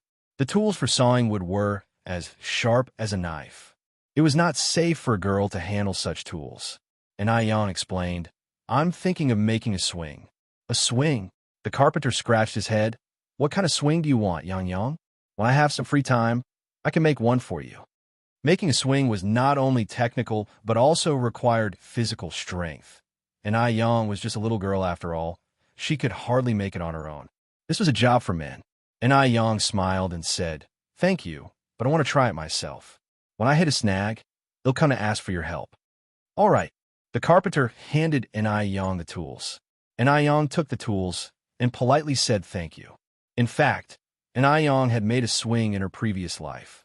However, she had not done it for a long time and was a bit rusty with the methods. As she was sawing and planing the wood, Yang Guobao and Gooden squatted nearby and watched Sister Yang. Can you really make a swing? Of course, Yang Guobao affirmed. Sister Yang is the most capable person in the world. The original baking oven was jointly made by Yang and Yang Guobao. In April, the weather started to warm up slightly, and because Yang was doing physical work, her forehead was soon covered with sweat beads. Yang took off her outer jacket, revealing a white sweater beneath, and tied up her black hair into a bun, exuding a youthful aura. When Mo Baichuan appeared at the entrance to the Ni family courtyard, he was greeted by this sight. The girl in front of him left him slightly dazed. Just then, the door next to the courtyard opened, and a beautiful middle-aged woman carrying a child walked out. Upon seeing Mo Baichuan, she paused. Who are you looking for? It was not difficult to see a resemblance to Yang in the woman's eyes. I'm looking for Yang, Mo Baichuan replied. He initially thought of politely greeting her, but on second thought, he didn't need to please Yang specifically. If anyone should be trying to please, it should be Yang trying to please him. Him deigning to come personally was already giving enough face to Yang. This young man didn't know his place, Sehua thought and frowned subtly, then shouted for Yang. Yang, come quickly. Someone's looking for you. I'm coming. Yang put down the tools in her hands, turned around and walked towards the entrance. Who's looking? Upon seeing Mo Baichuan, she stopped in her tracks. What are you doing here? Seeking attention? Even now, Yang still didn't think much of Mo Baichuan. Even if Mo Baichuan was the nephew of Mo Qixin. Mo Baichuan saw the surprise in Yang's eyes. Surprise? Shouldn't Yang be thrilled and flattered? How long does Yang intend to keep this pretense up? Mo Baichuan handed the bag he was carrying to Yang. Don't misunderstand. My grandmother sent me here. These Qingming fruits were also her idea. Only then did Yang remember that Qingming festival was approaching. Even though it was already April, this was according to the solar calendar. According to the lunar calendar, It was only the 9th of March. There were no specific dates for the Qingming festival. According to the solar term, the 12th of this month would be the Qingming festival. The tradition in Beijing was to eat Qingming fruit during the Qingming festival.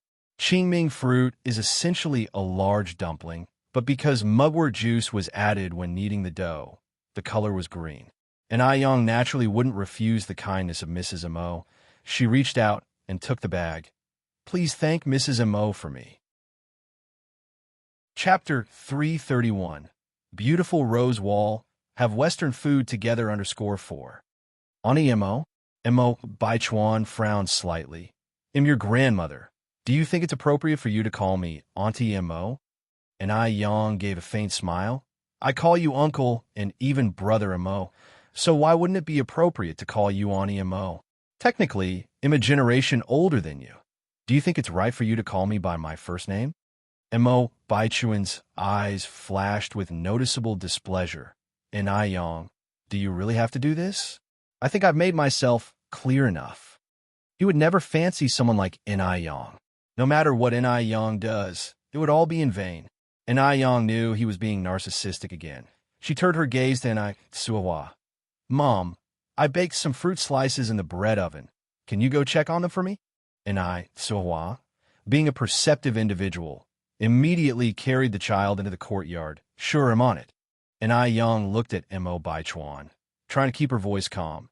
Mo Baichuan, I think I've already made myself clear. Rest assured, I'm not even slightly interested in you. To tell you the truth, I like guys like your uncle, and I'm already with him. By that account, I'm of your aunt's generation. Do you think I would harbor any inappropriate thoughts toward a younger generation?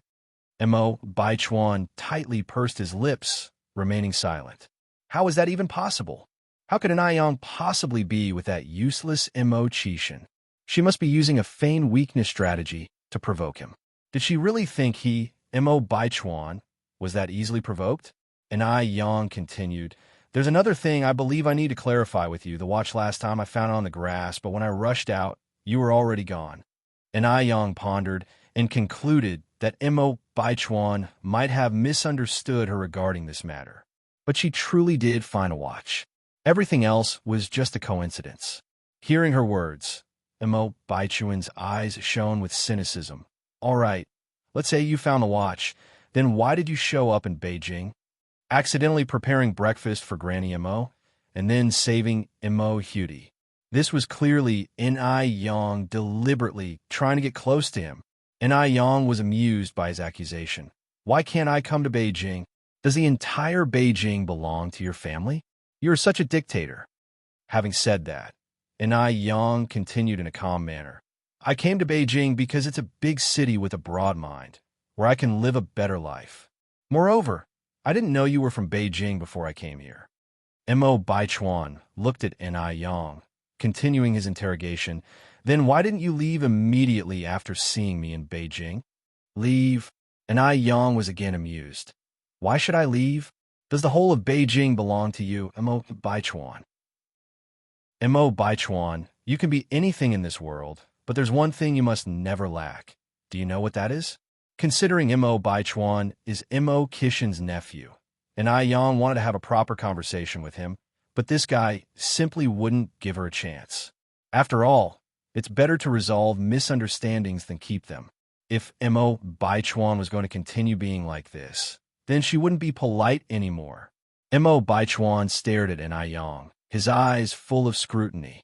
And Aiyang continued, That's self-awareness. The wise know others, the enlightened know themselves.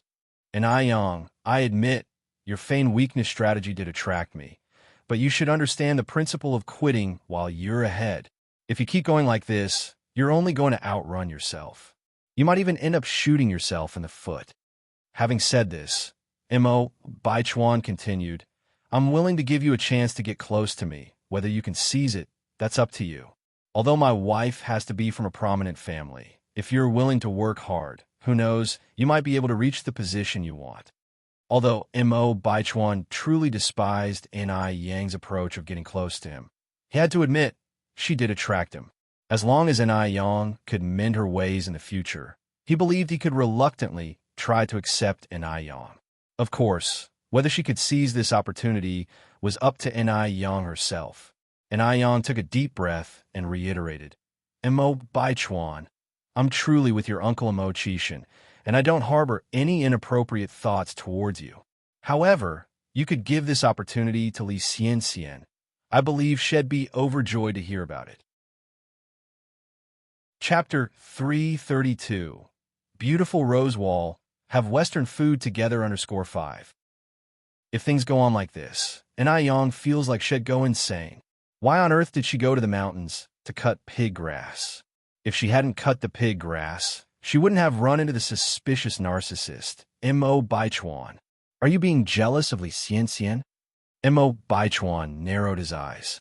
Oh my God, Ni Yang almost lost her patience. I feel like I've made it clear enough. Can you please stop being so narcissistic? She was going crazy. Why were simple truths so hard to articulate to Mo Baichuan? Ni Yang. It wasn't just Ni Yang who was speechless. Mo Baichuan was too. Despite the circumstances, she was still playing hard to get. Was she waiting for him to chase her? Wanting to chase her? That was impossible. Impossible in this lifetime. I've made myself very clear. Can't you stop pretending? Are you not tired of it? Ni Yang, this is so hard. I'm having such a tough time. The gate is over there. Hope you find your way out. With that said, Ni Yang closed the courtyard gate. She couldn't entertain Mo Baichuan too much, because no matter what she did, he always interpreted it as deliberate seduction or playing hard to get. So she had no choice but to ignore him. Mo Baichuan looked at the tightly closed gate, his eyebrows furrowing deeply. What was Ni Yang trying to do? He had already lowered himself so much, but she kept playing hard to get. Didn't she realize she was overdoing things? Ni Yang, you'll regret this. With those words left behind, Mo Baichuan stormed off in a huff. He firmly believed that Ni Yang would eventually give in and come looking for him. As for whether or not he'd give Ni Yang a chance at that time, that was another matter. Ni Yang, in the courtyard, squinted slightly. As she had been standing there talking to Mo Baichuan for a good while, Ni Yang now fell cold. She put her coat back on and continued making the swing. Just then, Tsuehua came over from next door holding a child. Yang, has that young man just now left? Yeah. Yang nodded. Yang, who is he? Why did he bring you ripe Qingming fruit? Tsuehua asked curiously. Yang explained. He's Brother Mo's nephew. The ripe Qingming fruit was sent by Granny Mo. Oh, I see. Tsuehua nodded thoughtfully. So he's Xiaomo's nephew. He's so inferior to Xiaomo. No manners at all. As if someone owes him money. Tsuehua appreciated the young man, Mo Chishan, much more than Mo Baichuan. Yang nodded in agreement. Indeed, he's so much worse than Brother Mo. Seeing Yang like this, Tsuehua felt much more relieved. She was afraid Yang would foolishly fancy a clueless youngster like Mo Baichuan. Mo Baichuan was clearly a strong machismo type, who would surely not know how to pamper his wife in the future. By the way, Yang, what are you doing? Tsuehua asked again. Making a swing. Yang looked up and pointed at little Yun's nose, making a swing for our little Yun to play. Little Yun giggled when Yang teased her. Auntie Hua, let me hold my little sister. Yang Guobao spread his arms out.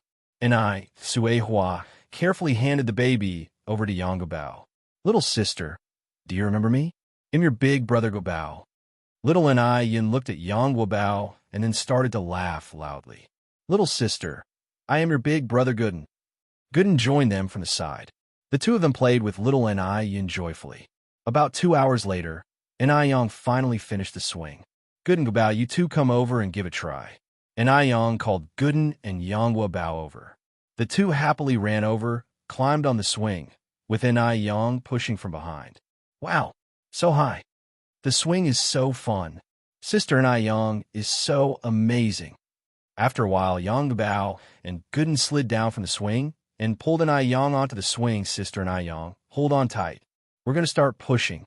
The gentle breeze lifted her dancing black hair, creating a stunning visual against her flawless face. The feeling of swinging was quite extraordinary.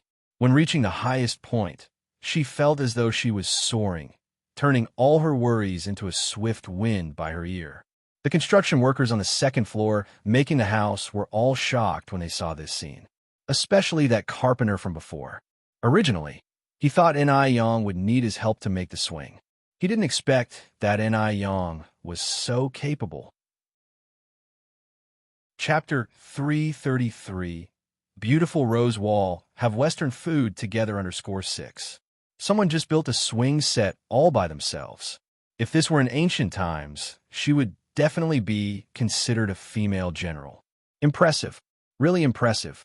By the time she finished constructing the swing, it was already evening, and Ni Yang began to cook. The workers were not eating at their house that night, so she only needed to prepare 3 dishes and a soup. Ni Yang quickly put together the menu. One was for breast enlargement, one for slimming, and the last was a soup to reduce dark circles under the eyes. In the evening, after dinner, Suehua came out of her room holding her nose. Yang, what was that thing you brought back from Guangguan last time? It stinks. Stinks. Ni Yang wrinkled her brows. I'll go check. Suehua pointed at the big, bulky thing in the corner, which was covered in spikes all over. Yang, look at this thing. It stinks. Yang took a look and realized it was a durian.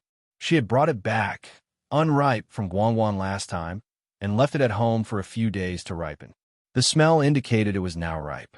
Mom, this isn't a stench, it's fragrance. Suehua incredulously replied. It's so stinky, and yet you call it fragrant? Yang explained. Mom, this is called durian. It's a fruit from the tropical region. It smells bad to some people, but it tastes nothing but delicious. Really? Suehua was doubtful. She suspected her daughter was teasing her, but she had no evidence. Yang moved the durian to the table while smiling. It's really true. Mom, I'll cut the durian open. You go call Annie and let her taste this exotic fruit. Suehua replied. Invite Anne and I to eat something this stinky? What if it upsets her stomach? Suehua was obviously uneasy, having never had durian before, because it really stinks. Yang smiled and said, I promise you'll feel different after just one bite. Doubtful, but curious. Suehua went to find Chang'e with her child in her arms. After a short while, Chang'e arrived. What's that smell? It's so strong. Suehua replied, It's a durian. I told her we can't eat it, but Yang insisted it's delicious and asked me to call you over. Annie and I here, try a piece of durian. Yang handed Chang'e a piece of durian. Chang'e took the durian and said delicately, This thing, it's a bit smelly. Not just a bit, it was really stinky. Yang handed a piece to Suehua and said with a smile, The durian smells bad, but it tastes delicious. You'll find out once you take a bite. Chang'e swallowed, unable to believe what he was hearing. This thing didn't look appetizing at all. Yang took a big bite of the white, pulpy fruit. The luscious, sweet flavor felt just like eating ice cream. No matter how times change, the taste of durian remains the same. It was a taste she missed and couldn't help sighing. It's actually really good. Is it really that good? Seeing her eating it like that, Chang'e took a small piece and put it in his mouth. The taste wasn't as bizarre as he imagined. Another bite, it was a tad sweet. Just like that, Chang'e was taking one bite after another, unknowingly polishing off the entire piece of durian. Surprised, he said to Yang, this is actually really good. The texture was really unique. Unlike any other crisp fruit, this felt soft and creamy, offering an entirely different flavor. Seeing Chang'e had finished the entire piece, Suehua also decided to taste it. She suddenly discovered that the taste was actually bearable. So, the 3 of them ended up devouring the whole durian. It was really good, said Chang'e, sitting in the chair. He then asked, Yang, how did you know this was a delicious fruit? Such a stinky fruit, anyone else wouldn't dare to try it. But Yang was different. She brings surprises every moment. Yang replied with a smile, This is a special product of Guangguan. I bought it home to try because people said it was delicious, and as it turns out, it really is. The next day, N.I. Yang took N.I. Suehua and N.I. Yun to the city. Mom, these are the new shops I bought. N.I. Yang took N.I. Suehua in front of two new shops. N.I. Suehua stood in front of the new shops with mixed feelings. Somehow, she was reminded of the days she spent with her daughter in Dam Village. Back then, she could never have imagined that one day she would live the life she was living now. Mom, let's go in and take a look. N.I. Yang led N.I. Suehua into one of the shops. The person in charge of the renovation was Wang Tiany's nephew, Zhou Dahua. Zhou Dahua was a reliable person, just like Wang Tianyu. He was very grateful to N.I. Yang for giving him this opportunity to make money. Yang, you're here. Who is this? Zhou Dahua warmly greeted. N.I. Yang introduced him. Uncle Zhou, this is my mom. Mom, this is Uncle Tiany's nephew. Zhou Dahua replied, Nice to meet you, N.I. Just call me Xiao Zhou. Xiao Zhou, you guys have been working hard these days. Zhou Dahua replied with a smile. Not at all. You've paid us, so this is the least we could do. N.I. Yang not only paid them, but also paid them 3 times the market price. Therefore, the workers were filled with energy while working. N.I. Yang took N.I. Suehua for a tour around the shop, and then they went to the physical store of ice silk fair skin in the mall. After strolling in the mall for a while and buying some spring clothes, they finally left the mall. It was already nearly 12 noon. N.I. Yang looked at N.I. Suehua and said, Mom, let's go eat something. We hardly get to come to the city. We should treat ourselves to something nice. Thinking of the 158 yuan they had spent on the last meal, N.I. Suehua said with a bit of distress, No need for something too fancy. We could just go to a shop and have some noodles. We can have noodles any day. After a thought, N.I. Yang decided to take N.I. Suehua to a Western restaurant to broaden her horizons. At this time, there were already 2 Western restaurants in the city. Unlike the opulent state-run restaurant that they visited last time, the Western restaurant was stylish and elegant, and the waitstaff had a strong sense of service. The restaurant was filled with the romantic melodies of the renowned violin piece, My Own True Love. A waiter escorted the 2 to a window table and asked, What can I get you? Hey, race the menu. N.I. Yang flipped through the menu and started ordering 2 sirloin steaks, 1 medium rare, 1 well done, a pizza, French escargot, then 2 cups of cappuccino and 1 cup of plain milk. That will be all for now. Thank you. Chapter 334. Teach the scum a lesson. Be the matchmaker _1. N.I. Yang had her steak cooked medium rare. Considering that it was N.I. Kuihua's first time eating steak, and she might not be used to it, N.I. Yang ordered one that was well done for her. Well done. Upon hearing this, the waiter showed contempt in his eyes. Just some country bumpkins, dressed up smartly, but that flashy exterior couldn't hide the sour stench of poverty about them. I'm sorry, but we don't serve well-done steaks here. The impatience was escalating in the waiter's eyes. In the year or so he's been working here, had hardly encountered customers who ordered their steak well done. Even medium rares were fine. The best way to enjoy a steak was to have it rare. How come there's no well-done steak? N.I. Yang slightly tilted her head up, her eyes twinkling with a captivating spirit. The waiter felt somewhat oppressed, as if facing a superior. Was it an illusion? She clearly looked a few years younger than him. The waiter responded calmly. The minimum our customers order is medium. Sorry, we truly don't serve well-done steak. N.I. Yang, without intending to give the waiter a hard time, spoke softly.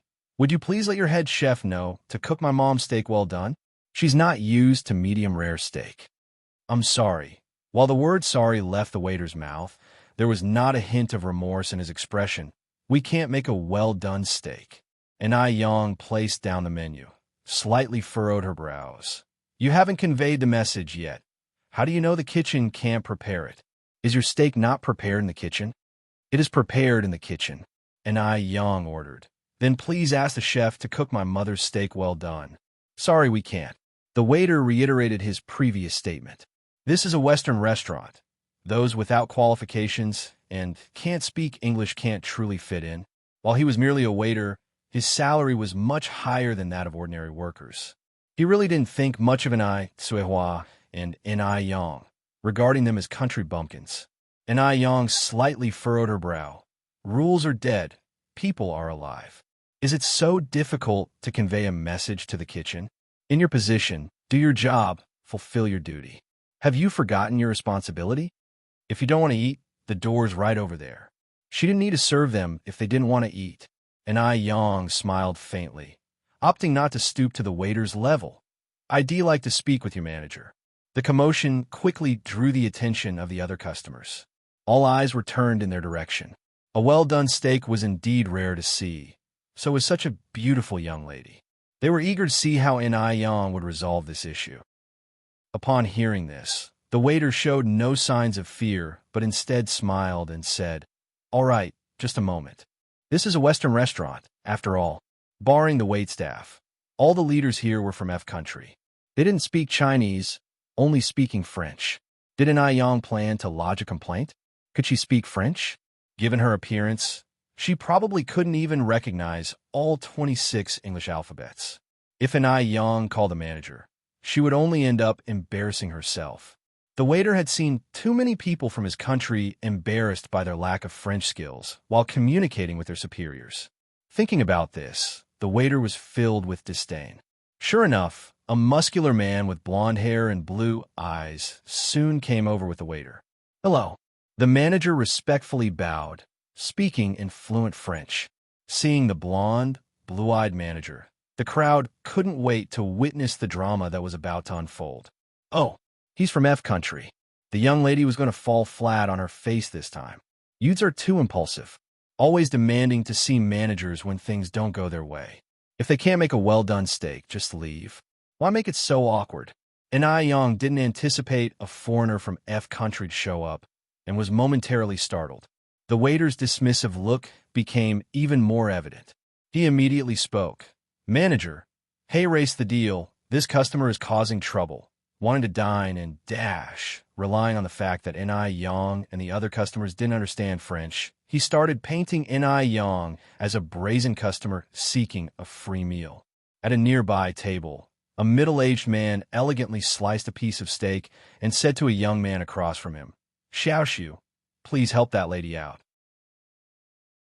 Chapter 335. Teach Scum a Lesson. Act as a matchmaker _2. Everyone here is Chinese. He can't bear to see compatriots treating their fellow citizens in such a manner. Just because they can speak some French, now it seems they have even forgotten their own last name. "Okay, Dad."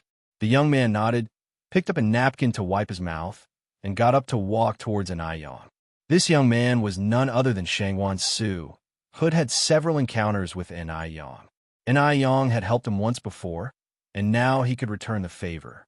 Just then, a fluent French voice resonated in the air. It was quite pure, pronounced very standardly, as delightful as an April breeze on earth. Shangwan Su looked up. The person seemed to be covered with a layer of gold, dazzling to the extreme. This time, not only was Shangwan Su stunned, but the surrounding diners were also amazed. This young girl was so impressive. Even though they didn't understand French, they could feel it. This feeling was awe-inspiring.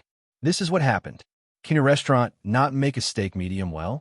asked Ai Yang, her tone indifferent yet intimidating. The waiter's face turned pale. She couldn't believe it. Such fluent French came from the mouth of a country bumpkin. How could this be? If Ai Yang could speak French, what did that make her? A joke? After understanding what happened, the restaurant manager bowed, saying respectfully, "We are extremely sorry for the unpleasant dining experience. I will arrange for your steak to be prepared. Our customers are our benefactors. Whether you want a medium-well steak or even a well-done steak, we will follow your instructions. Also, all your meal orders today will be on us." The restaurant manager's attitude showed a lot of sincerity, and Ai Yang replied, "It's not necessary to waive the bill. Just make one of the steak medium well." And Ai Yang wasn't the type that wanted to take advantage of situations. All she wanted was a positive attitude and a proper result. "All right, please wait a moment." As soon as he finished speaking, the restaurant manager turned his gaze to the waitress. "You will no longer be working here from now on." "Manager, I was wrong. I will never dare to do it again." The waitress was sweating profusely. How could she lose this job?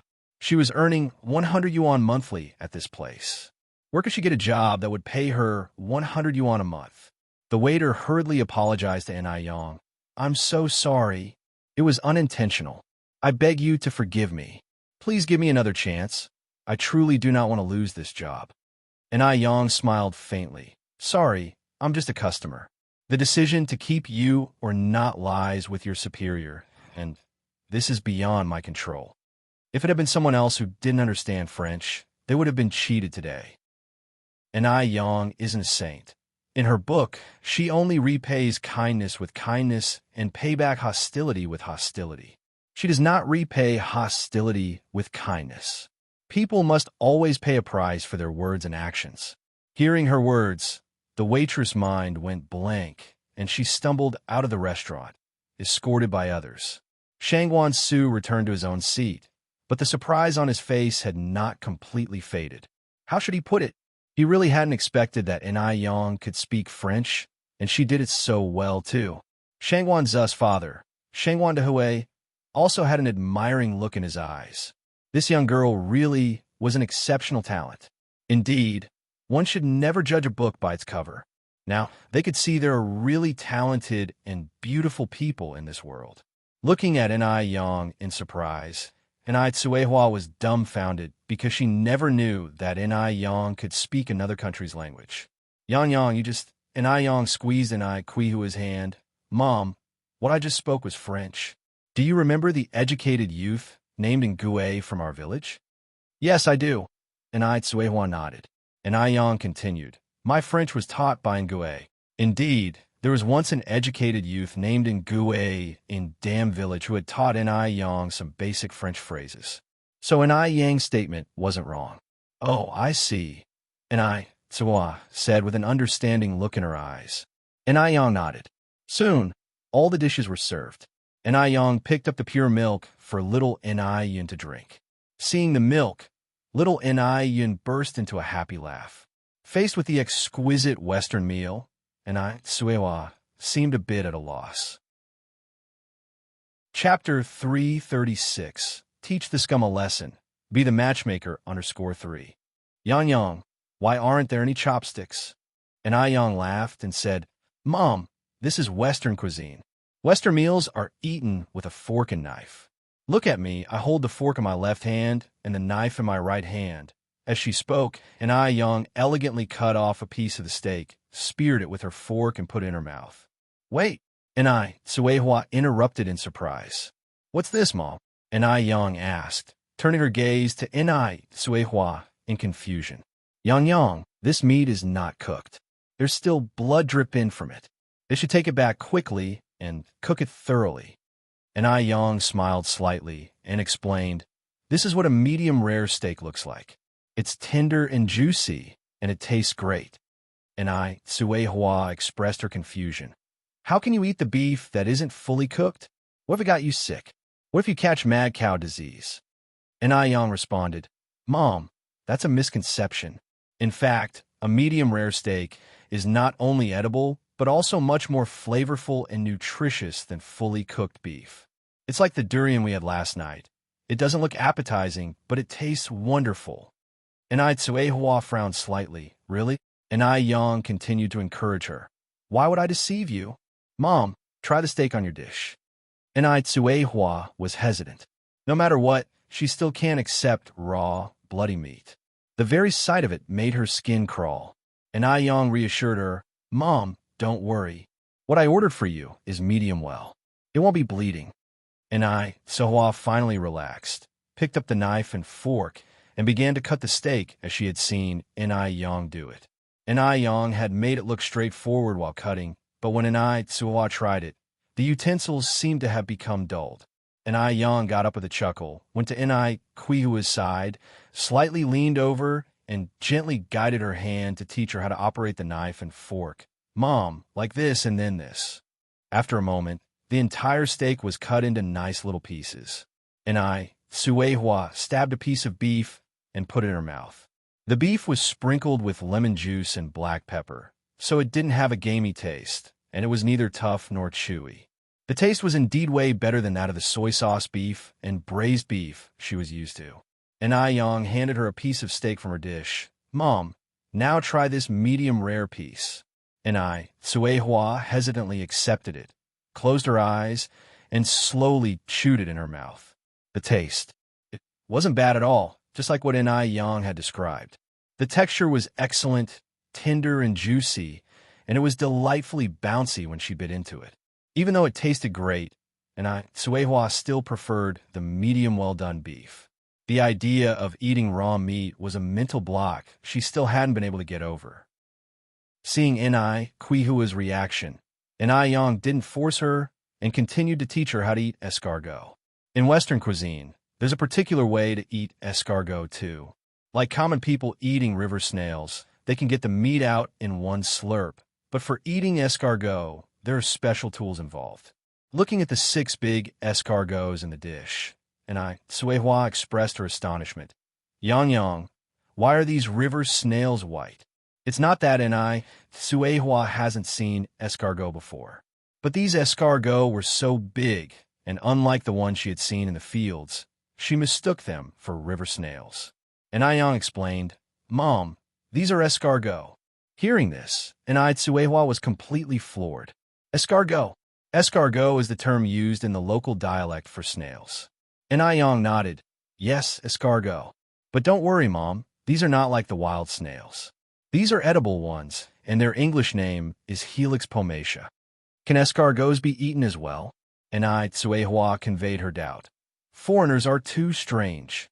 They eat things no one else does. Eating the raw meat that was still bloody seemed bad enough, but now even escargots are being thrown in the mix. How frightening. Ai Yang expertly chose a piece of escargot and handed it to Sui Hua. Mom, give us a try. Sui Hua repeatedly refused. No. In the countryside, even ducks don't eat escargot. Ai Yang laughed. Mom, do you know how much each of these escargots cost? If you don't eat them, there's no way I can eat all 6 by myself. How much? Ai Yang said, 28 yuan each. What? 28 yuan each? Sui Hua looked incredulously. Ai Yang nodded. Then this whole dish would be 168 yuan. Ai Yang continued to nod her head. We only spent 158 yuan for dinner at the state-owned restaurant last time, but now a plate of escargot meat costs 168 yuan. It's just too expensive. Chapter 337. Teach the scum a lesson. Be the matchmaker _4. Sui Hua reluctantly accepted the escargot, closing her eyes as she ate it. As she ate, Sui Hua suddenly realized that expensive food indeed had its worth. This foreign escargot tasted even better than the river snails.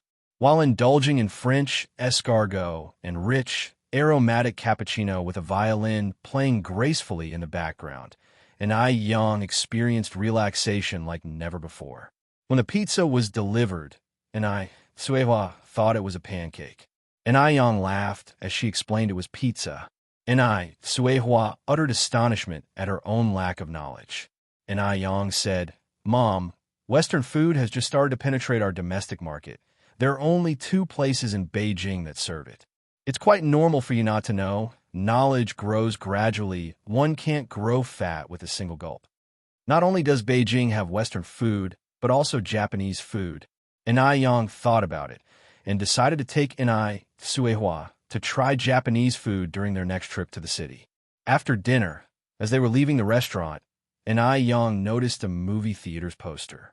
The large poster advertised 4 big characters, the Shaolin Kid. Mom, let's go watch a movie, Ai Yang suggested, turning her gaze towards Sui Hua. Sui Hua instinctively declined. It's getting late. Let's go home. Ai Yang, arm in arm with Sui Hua, urged, Come on, Mom. One movie ticket costs only 30 cents. To the former Sui Hua, 30 cents was a considerable sum. It could even be called a fortune. But for Sui Hua now, it was nothing compared to the 168 yuan they just spent on a plate of French escargot. All right, let's go. Sui Hua agreed, laughing. Ai Yang went to buy 2 movie tickets. The cinema was large, but not many people were inside. Half of them were couples who came together. Little Yun was very understanding, completely quiet throughout the movie, attentively watching the big screen as if she understood everything happening. The shooting location of the Shaolin Kid was Gillen. The scenery was very beautiful. Watching the scene of the pig cage dunking, Tsuehua couldn't help but tear up. Luckily, only that scene was sentimental. The rest of the movie was comparably breezy and humorous. Watching the movie was refreshing both mentally and physically. After the movie, Yang took Tsuehua to the flower market where they bought some peach, apple, and pear saplings. As they passed a funeral supply store, Tsuehua said, Yang, wait outside with Yun. All right. Yang nodded, reaching out to carry little Yun. Tsuehua turned and went into the funeral supply store. When she came out again, she had an additional large bag in her hand. Once they were home, Tsuehua opened the bag. Inside were some paper ingots and spirit money, along with 5 blank spirit tablets. Then Tsuehua continued, Yang, the Qingming festival is coming soon. We should set up the spirit tablets for your grandparents and the 3 sisters. On the day of the festival, we will burn more paper money for them. Though Tsuehua was fully aware that she was an abandoned child, she was still raised by her adoptive parents. It was only right to set up spirit tablets. This was the first time Tsuehua spoke to Yang about the 3 abandoned siblings. Yang responded, Mom, are you sure I lost all 3 sisters? Even in the countryside, not every abandoned child left in the wilderness dies. They might not have all passed away. At that time, Yang was too young and naive to know where exactly the 3 sisters were abandoned. If they weren't abandoned on the back mountain, there might be a chance that they survived. Quihua's eyes immediately turned red. She choked out the words, After your 2nd, 3rd, and 4th sisters were discarded, I also secretly searched in the back mountain, but I couldn't find them anywhere. There are so many wolves on the back mountain. Those were 3 unfortunate children born to her, their useless mother. Tsuehua usually only let her tears flow late at night when everyone else was asleep. But today, she couldn't hold back. As a mother, every time she thought of her 3 unfortunate daughters, her heart ached unbearably. After all, they were her flesh and blood. Yang responded, Perhaps they weren't abandoned on the back mountain at all. Mom, don't be so pessimistic. For all you know, my 3 sisters might still be alive. Alive? Upon hearing this, Tsuehua seemed to glimpse at redemption. Could they really be alive? She didn't know. Tsuehua said, If your 2nd sister is still alive, she would be 17 this year. The 3rd sister would be 16, and the youngest, the 4th sister, would just turn 12. Tsuehua clearly remembered their birth dates. Chapter 338. Teach the scum a lesson. Be the matchmaker _5. She only despised herself for being too weak, for failing to protect her own children. She let them be born unwanted by anyone. Yang said, Mom, don't be upset. Our 3 younger sisters, they have their own luck. They'll be fine. Perhaps we'll even find them in the future. Tsuehua wiped away her tears. I no longer hope to find them. All I wish for is their well-being in this world. Mom, rest assured, our 3 sisters must still be alive. They are all living well. Yang embraced Tsuehua. Tsuehua sobbed uncontrollably. It started to drizzle on tomb sweeping day. The weather was a tad chilly. The mood matched that poem. During tomb sweeping day, rain trickles down. Travelers on the road are filled with sorrow. Yang pulled out a coat from the cupboard to wear again and followed Tsuehua outside to burn paper money. Because Tsuehua believed her 3 daughters were still alive, she did not prepare spirit tablets for them. She only honored the spirit tablets of her foster parents. Days flew by. In a blink of an eye, half a month had passed. The 2 shops in the city were already renovated. All that's left was for Yang to pick a day to open. Yang chose the 6th day of May. There were still 5 days left before the opening. New shops meant hiring new employees. According to the 3 people per shop standard, Yang still needed to recruit 6 more people. Naturally, these 6 people would be from the village. and Ai Yang offered high salaries, so the women in the village were all willing to help Ai Yang. New employees needed to familiarize themselves with the work environment early on, so Ai Yang took them to the milk tea shop and noodle restaurant to help out the very next day. After working for 3 days, the 6 people had all become familiar with their job. Ai Yang then led them to the new shop to prepare for its opening. These 6 people were Lu Chunfen, Zhao Hui, Lu Chui, Wang Ryu, Sun Xiaoyu, Wang Dongji. They were all honest and humble people who were grateful to Ai Yang. Therefore, Ai Yang felt secure leaving the shop in their hands. The day before the opening, Ai Yang bought some braised meat for everyone to take home. Everyone took their meat home, while Ai Yang stayed in the shop to deal with some minor details. Yang, is your shop really opening the day after tomorrow? Zhou Xiaoyan, the neighboring shop owner's wife, came over to join the fun. Ai Yang was always enthusiastic and knew how to get along with people. During the renovation, she offered everyone bread and milk tea in consideration of the noise disturbance. This goodwill left everyone with a good impression of her. Ai Yang nodded, "Yes, ma'am." Zhou Xiaoyan continued, Yang, you've prepared so many noodles and milk tea. Aren't you afraid you won't get enough customers tomorrow? I don't mean to sound negative, but this shop is rather tricky. Ai Yang laughed.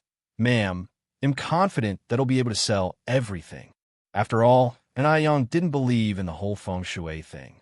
If it really had to do with feng shui, wouldn't all the shops in this row have to close down? Yet, she saw other shops doing quite well. Moreover, Ai Yang had spent 3 days doing promotions at the old shop. Ai Yang wasn't worried about her business at all. After all, the noodle restaurant and milk tea shop had already built a substantial reputation in the city's food industry over the past half a year. Several imitators had already emerged in the city, yet none of them could match the taste provided here at Ai Yang's. Therefore, everyone preferred to come to Ai Yang's. Zhou Xiaoyan gave Ai Yang a look. Yang, you're still too young. There are things you have to believe in. Why don't you burn some things at the front of the shop to ward off evil? Otherwise, I'm really worried. If there weren't problems with the feng shui of these 2 shops, how is it possible that 3 shops opened in a row and all had to close down? Ma'am, Ai Yang continued, I appreciate your kindness. I'll consider it when I get home. Zhou Xiaoyan added, Yang, don't blame me for not warning you if you fail to get any business. Then Zhou Xiaoyan changed the topic. By the way, Yang, the person who came with you last time, was that your mother? The one who was also holding a baby? Yes, that's my mother. Ai Yang nodded. Zhou Xiaoyan thought about how to phrase the next sentence. Yang, what I'm about to say next might be a bit blunt, but I hope you won't take offense. Ma'am, just say what you have to say. Zhou Xiaoyan hesitated. Ai Yang poured Zhou Xiaoyan a glass of water. Why don't we sit down and talk? Chapter 339. Teach the scum a lesson. Be the matchmaker _6. Zhou Xiaoyan took a sip of water and sat face-to-face with Ai Yang at the dining table, feeling less nervous. Then she continued, I've heard that your mother divorced. Is she currently single? Ai Yang's expression changed slightly. Worried that Ai Yang might misunderstand something, Zhou Xiaoyan hurriedly added, Yang, don't worry, I don't mean anything else. I just think it's a pity for your young mother to remain single. Society has changed now, and there are many women who remarry. Auntie, what are you implying? Zhou Xiaoyan took another big gulp of water. Yang, let me be straight with you. I have a single man in my family, my cousin. His wife passed away due to complications during childbirth. He's been alone for so many years since then, so I was thinking, then it dawned on Ai Yang what Zhou Xiaoyan was there for. Zhou Xiaoyan was proposing a marriage match for her mother, Ai Tsuwa. As she concluded, Zhou Xiaoyan continued, Yang, you're a sensible child. You wouldn't mind if your mother found a new partner, right? In fact, finding a new partner is a great idea. Wouldn't it be nice to have an extra person who cares about you in the future? My cousin is a handsome man with good character, currently the manager of a state-owned restaurant. If they were to get married, he would certainly treat you and your little sister as his own daughters. Zhou Xiaoyan had seen Ai Tsuehua in person once before. Despite having 2 children, Ai Tsuehua still maintained her beautiful looks and youthful charm. She was extremely pretty. Even though the Ni family status was not high and they were self-employed, the two shops run by Ni Yang were profitable. If Ni Tsuehua married her brother in the future, all these would become the Zhou family's assets. Therefore, Ni Tsuehua was just about a suitable match for her brother. Her brother, not only handsome, also worked at a state-owned enterprise. So many fine young ladies want to marry him. It was Ni Kuihua's luck that he took interest in her. Ni Yang replied, Auntie Zhou, this matter isn't up to me. It depends on what my mother thinks. Zhou Xiaolian laughed. Just as long as you aren't opposed to your mother finding a partner, then I can rest assured. How about you choose a date for my cousin to meet your mother? Just a harmless meeting.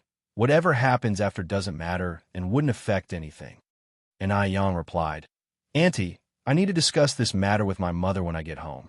If she agrees, then I have no objections. Very good, very good. Zhou Xiaolian stood up laughing. That's settled then, Yang. When you get home, you must discuss it with your mother. It's not easy for a woman with 2 children to be out there on her own. Without a man to make decisions, you will get bullied in the village. Once your mother and my brother's matter is settled, you can move from the countryside to my brother's townhouse in the city. At that point, we'll all be family. According to our relationship, you should call me aunt. Evidently, Zhou Xiaolian was becoming happy prematurely, before anything was settled, because she thought, it is Ni Tsuehua who would be marrying up by marrying her brother. After all, Ni Tsuehua lacks education and carries 2 burdens, whereas her brother not only completed junior high school, but is also a manager. Only a fool would refuse such an offer. Everything Zhou Xiaolian said carried a sense of superiority, which made Ni Yang feel uncomfortable. Even before Ni Tsuehua married into their family, Zhou Xiaolian was already behaving like this. If the marriage happens, life wouldn't likely be any easier. Not only was Ni Yang not opposed to Ni Tsuehua finding a new partner, she wished for her mother's happiness above all else. An ideal marriage is built on mutual respect. Clearly, Zhou Xiaolian's brother could not offer this kind of respect. Ni Yang frowned unnoticeably. Auntie, you've been overthinking this. The people in our village are all very kind and united, and they take good care of our family. No one in the village will bully us. Zhou Xiaolian warned earnestly. Yang, you need to be cautious then. Those who don't have a relationship with you, but treat you guys so well, must be after something. Out of the blue, they could be treating Ni Yang and her mother so nicely. After all, Ni Yang's noodle restaurant and milk tea shop have made a lot of money. Ni Yang responded matter-of-factly. Thank you for your concern, Auntie, but I am capable of discerning right from wrong. Unhappy at the response, Zhou Xiaolian felt somewhat annoyed. She believed Ni Yang was being ungrateful.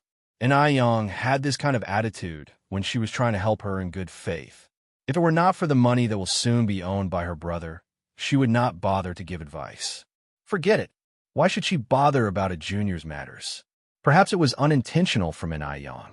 With an unchanged smile on her face, Zhou Xiaolian continued, Yang, then let's leave it at that.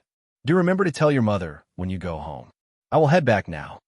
Ni Yang stood up to see her out. Goodbye, Annie. After leaving the noodle restaurant, Ni Yang made a trip to the vegetable market. Sister. This time, Ni Yang met the little flower girl from half a month ago again. No noticeable changes in the little girl after half a month. Even her clothes remained unchanged. Her face was dirty, but her big eyes were still sparkling clear. Sister, are you going to buy flowers today? Ni Yang squatted down to be at the girl's height. Little sister, how old are you this year? 12. Qian Zhaodi replied. 12. For some reason, Ni Yang suddenly remembered her abandoned 4th sister. If the 4th sister was still around, she would be 12 this year too. Ni Yang asked, Where are your parents? Qian Zhaodi responded, They are at home. Do you have any sisters or brothers? Qian Zhaodi shook her head. No sisters, just one younger brother. Ni Yang asked again, Does your brother sell flowers too? No. Qian Zhaodi continued to shake her head. My parents both love my brother a lot. They often hit me If I don't sell these flowers, they might kill me. Sister, please buy one, please. Looking at Qian Zhaodi, and Ai Yang suddenly felt like crying. She felt a pang in her nose. It's because she relates too well to the powerless feeling of being born into a family that favors sons over daughters. In her previous life, and this life's sisters, they have all suffered from this bias. How many flowers do you have left? He'll buy them all. Really? Qian Zhaodi's eyes lit up. Yes. Qian Zhaodi continued. Sister, I got 30 flowers left. And Ai Yang took out 5 yuan and handed it to Qian Zhaodi. Hey, raise 5 yuan. No need to give me any change. From now on, you can wait for me here every night. So, sister, you will buy my flowers every night. And Ai Yang nodded, then asked, what happened to your face? Qian Zhaodi replied, nonchalantly, my brother poured boiling water on it. Chapter 340. Grand Opening, Li Yanren's invitation _1 burned by boiling water? Upon hearing this, Ai Yang's heart clenched tightly. What kind of family would allow their son to scald their daughter's face? Did it hurt? Ai Yang asked. Qian Zhaodi shook her head. It hurt at first, but then it stopped. She had suffered so much at such a young age. This pain was nothing in comparison. Ai Yang let out a soft sigh and handed her the braised pork she had just bought. Take this. The aroma of the braised pork seemed to permeate into Qian Zhaodi's nostrils as she gulped. Sister, is this meat? Ai Yang nodded. Yes, it's meat. Sister, are you giving me all this meat? Qian Zhaodi asked, somewhat uncertain. Thank you, sister. A smile bloomed at the corner of Qian Zhaodi's mouth. Don't mention it. Ai Yang reached out to caress her head. By the way, little sister, what's your name? My name is Qian Zhaodi. Qian Zhaodi. Just from her name, one could tell how much her parents devalued girls in favor of boys. Sister, what's your name? Qian Zhaodi then asked. My name is Ai Yang. Qian Zhaodi smiled and said, Sister, your name is really beautiful. Thank you. Ai Yang continued, Little sister, do you go to school? No. Qian Zhaodi shook her head. But even though I've never been to school, I know a lot of characters, and I can even write my name. There was a primary school in the village, and Qian Zhaodi would always sneak up to the windows to listen to the teacher's lectures. The children in the classroom would be absent-minded, but Qian Zhaodi was thirsting for knowledge. Seeing that it was getting late, Qian Zhaodi continued, Sister, thank you for the pork. I have to go home now. I'll wait for you here again tomorrow night. Go ahead. Ai Yang waved to her. Be careful on the road. Returning to her secret hideout, Qian Zhaodi pulled out the money hidden in the gaps between the bricks and started counting. Adding the 5 yuan that Ai Yang just gave her, her total savings now amounted to 10 yuan and 3 cents. She had already checked. It cost 28 yuan for a train ticket to the neighboring city. She was still 18 yuan short. On top of that, she would need to live in the neighboring city. By her calculations, she would need at least 100 yuan. She was still far from her goal. Thinking about this, Qian Zhaodi let out a sigh, put the money away, left her hideout, sat at the entrance of the alley, and began to devour the braised pork that Ai Yang had given her. Never in her life had Qian Zhaodi felt so satisfied eating meat. She was rarely even afforded basic porridge or rice. Just then, a happy family of 4 passed by, chatting and laughing. Watching them, her eyes welled up with tears. If she could, she too would like to have a pair of kind parents, a cute little brother. They wouldn't even have to treat her well, just as long as they didn't hit or scold her like a normal family. What a pity. This wish would never come true in this lifetime. After eating, she wiped her mouth and limped her way home. After going on home, Ai Yang found a bottle to house the camellia placed on the coffee table in the living room. The radiant camellia formed a beautiful vista in the living room, filling the air with a faint fragrance. It smelled marvelous. Having finished that, Ai Yang started cooking with Ai Tsuehua, tending the fire under the stove. Little Ai Yin was busy playing in a baby carrier, very well behaved. Mom, what's the matter? Choosing her words carefully, Ai Yang continued, Mom, have you ever thought about finding an uncle for Yun Yun and me? Zhou Ziolian's words from earlier had reminded Ai Yang of something. Ai Tsuehua was only 37. her life ahead still vast. She couldn't remain single forever. The company of her children and a partner were different. And Tsuehua was taken aback at first, then said, "What are you talking about, child? Your mom's old. If someone hurt us, wouldn't it be a joke?" Remarriage was something Tsuehua dare not even think about. And Yang said, "Mom, you're only 37, not 67 or 77.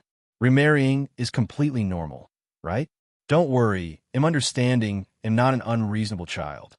At this point, Yang changed her tone and said seriously, "Mom, I genuinely hope you can find happiness." Chapter 341, Grand Opening, Li Yamren's Invitation _2. At the sound of this, Tsuehua fell momentarily silent. She was fortunate to have such a thoughtful daughter. In other families, when one parent is gone, it's typically hard for children to accept the prospect of a parent remarrying because they often fear that a stepfather or stepmother may not treat them well. Yet, Yang seemed completely indifferent to this and even voluntarily brought up the matter. Tsuehua continued, Yang, Mom appreciates your concern, but I really haven't given any thought to these things. Your younger sister is still little. Let's revisit this topic when she's a bit older." Yang's career was currently flourishing, and little Yin was only 9 months old. Tsuehua genuinely had no energy to contemplate such messy matters. She should make the most of her opportunity to assist Yang. How could she pursue romance when her daughter is busy and working so hard? Yang added, "Mom, Aunt Zhou Xiaolian mentioned to me today that she has a single brother. From what she said, he seems not bad. Would you like to meet him?" Though Yang had some reservations about Zhou Xiaolian's brother, she felt it was nevertheless necessary to discuss this with Tsuehua. After all, it would be up to Tsuehua to pick her partner. No need. Tsuehua refused without hesitation. Yang gave a nod. "Okay, I respect your decision. In fact, I also think Zhou Xiaolian's brother doesn't quite seem right. When we encounter an outstanding middle-aged man in the future, they'll definitely keep my eyes open for you. Mom, you should keep your spirits up." Upon hearing this, a momentary blush darted across Kuihua's face. "What are you saying, you silly girl?" Not long after, Yang finished cooking 4 dishes. The main course for the night was green bean and lotus leaf porridge. Modern medical research has shown that lotus leaves have beneficial properties such as lowering blood pressure, reducing blood lipids, relieving heat, suppressing bacteria, relieving spasms, and reducing fat. The combination of lotus leaves and green beans is particularly effective for weight loss and body sculpting. It's not sufficient to focus solely on breast enlargement. One needs to attain a perfect body proportion. Yang currently has a great body proportion, and she needs to maintain it. The side dish was mapo tofu. She heated the rapeseed oil, added scallion, ginger, and garlic until fragrant, then added bean paste until the oil turned red. Next, she added spicy hot capsicum, Sichuan pepper, and chili powder. Finally, she tossed in tofu that had been blanched in boiling water. In no time, a mouth-watering aroma of spicy and numbing mapo tofu filled the room. The spicy and numbing sensation was irresistible. With this bowl of mapo tofu, one could consume several bowls of green bean and lotus leaf porridge. Furthermore, tofu has the property of boosting metabolism, which can contribute to longevity. Next, she prepared sautéed lamb liver with eel. Eel contains components such as vitamin A and lecithin, all of which are beneficial to hormonal secretion and essential for breast development. Therefore, during puberty, it's crucial for girls to consume more eel to achieve breast enlargement. Winter melon stew with black fish. The combination of black fish and winter melon has great blood circulation promoting and liver and kidney nourishing effects, making it a particularly beneficial dish for women. The final side dish was spicy pickled cowpeas. For dinner, there were 3 stir-fry dishes and a pickled dish, which made for a highly satisfying meal for the 3 of them. The next day, just as Yang arrived at her shop, Zhou Xiaolian showed up. Yang, did you tell your mom about what we discussed yesterday?" "I did. And I Young replied honestly, but my mom isn't currently considering anything in that regard. Annie, thank you for your kindness, but it seems that there's no destined connection between your brother and my mom. Was this a rejection?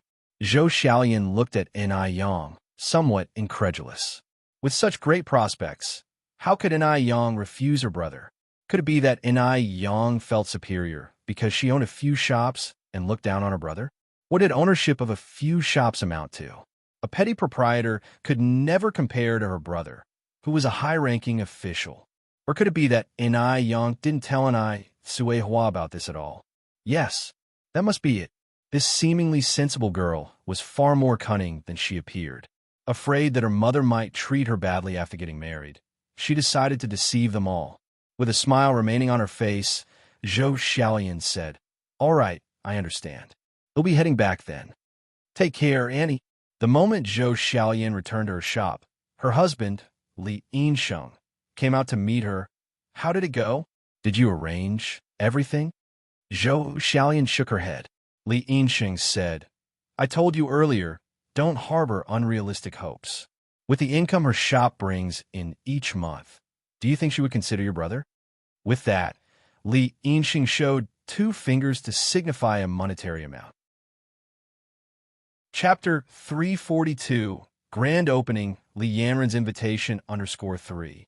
Zhou Xiaoyan continued, "It's not an issue with the women per se, but entirely with that girl in Yang. I believe Yang hasn't even talked to her mother about this. Plus, I wouldn't introduce her to my brother if she couldn't earn some money in a month." Besides considering her elder brother's interest, Zhou Xiaoyan had her own ulterior motives. After all, everyone is inherently selfish. She coveted N.I. Yang's recipe. The recipe for pickled fish noodles and milk tea. Once her brother marries N.I. Suehua, she and N.I. Yang would become part of the same family, and naturally, there would be no secrets. Once she has the recipes for pickled fish and milk tea, she would just need to sit at home and collect money. "All right, enough with the nonsense," Li Yinsheng said impatiently. "Your brother isn't lacking in potential brides. Why are you so concerned for him?" "I'm his sister. How can I not worry?" Zhou Xiaoyan glared at Li Yinsheng.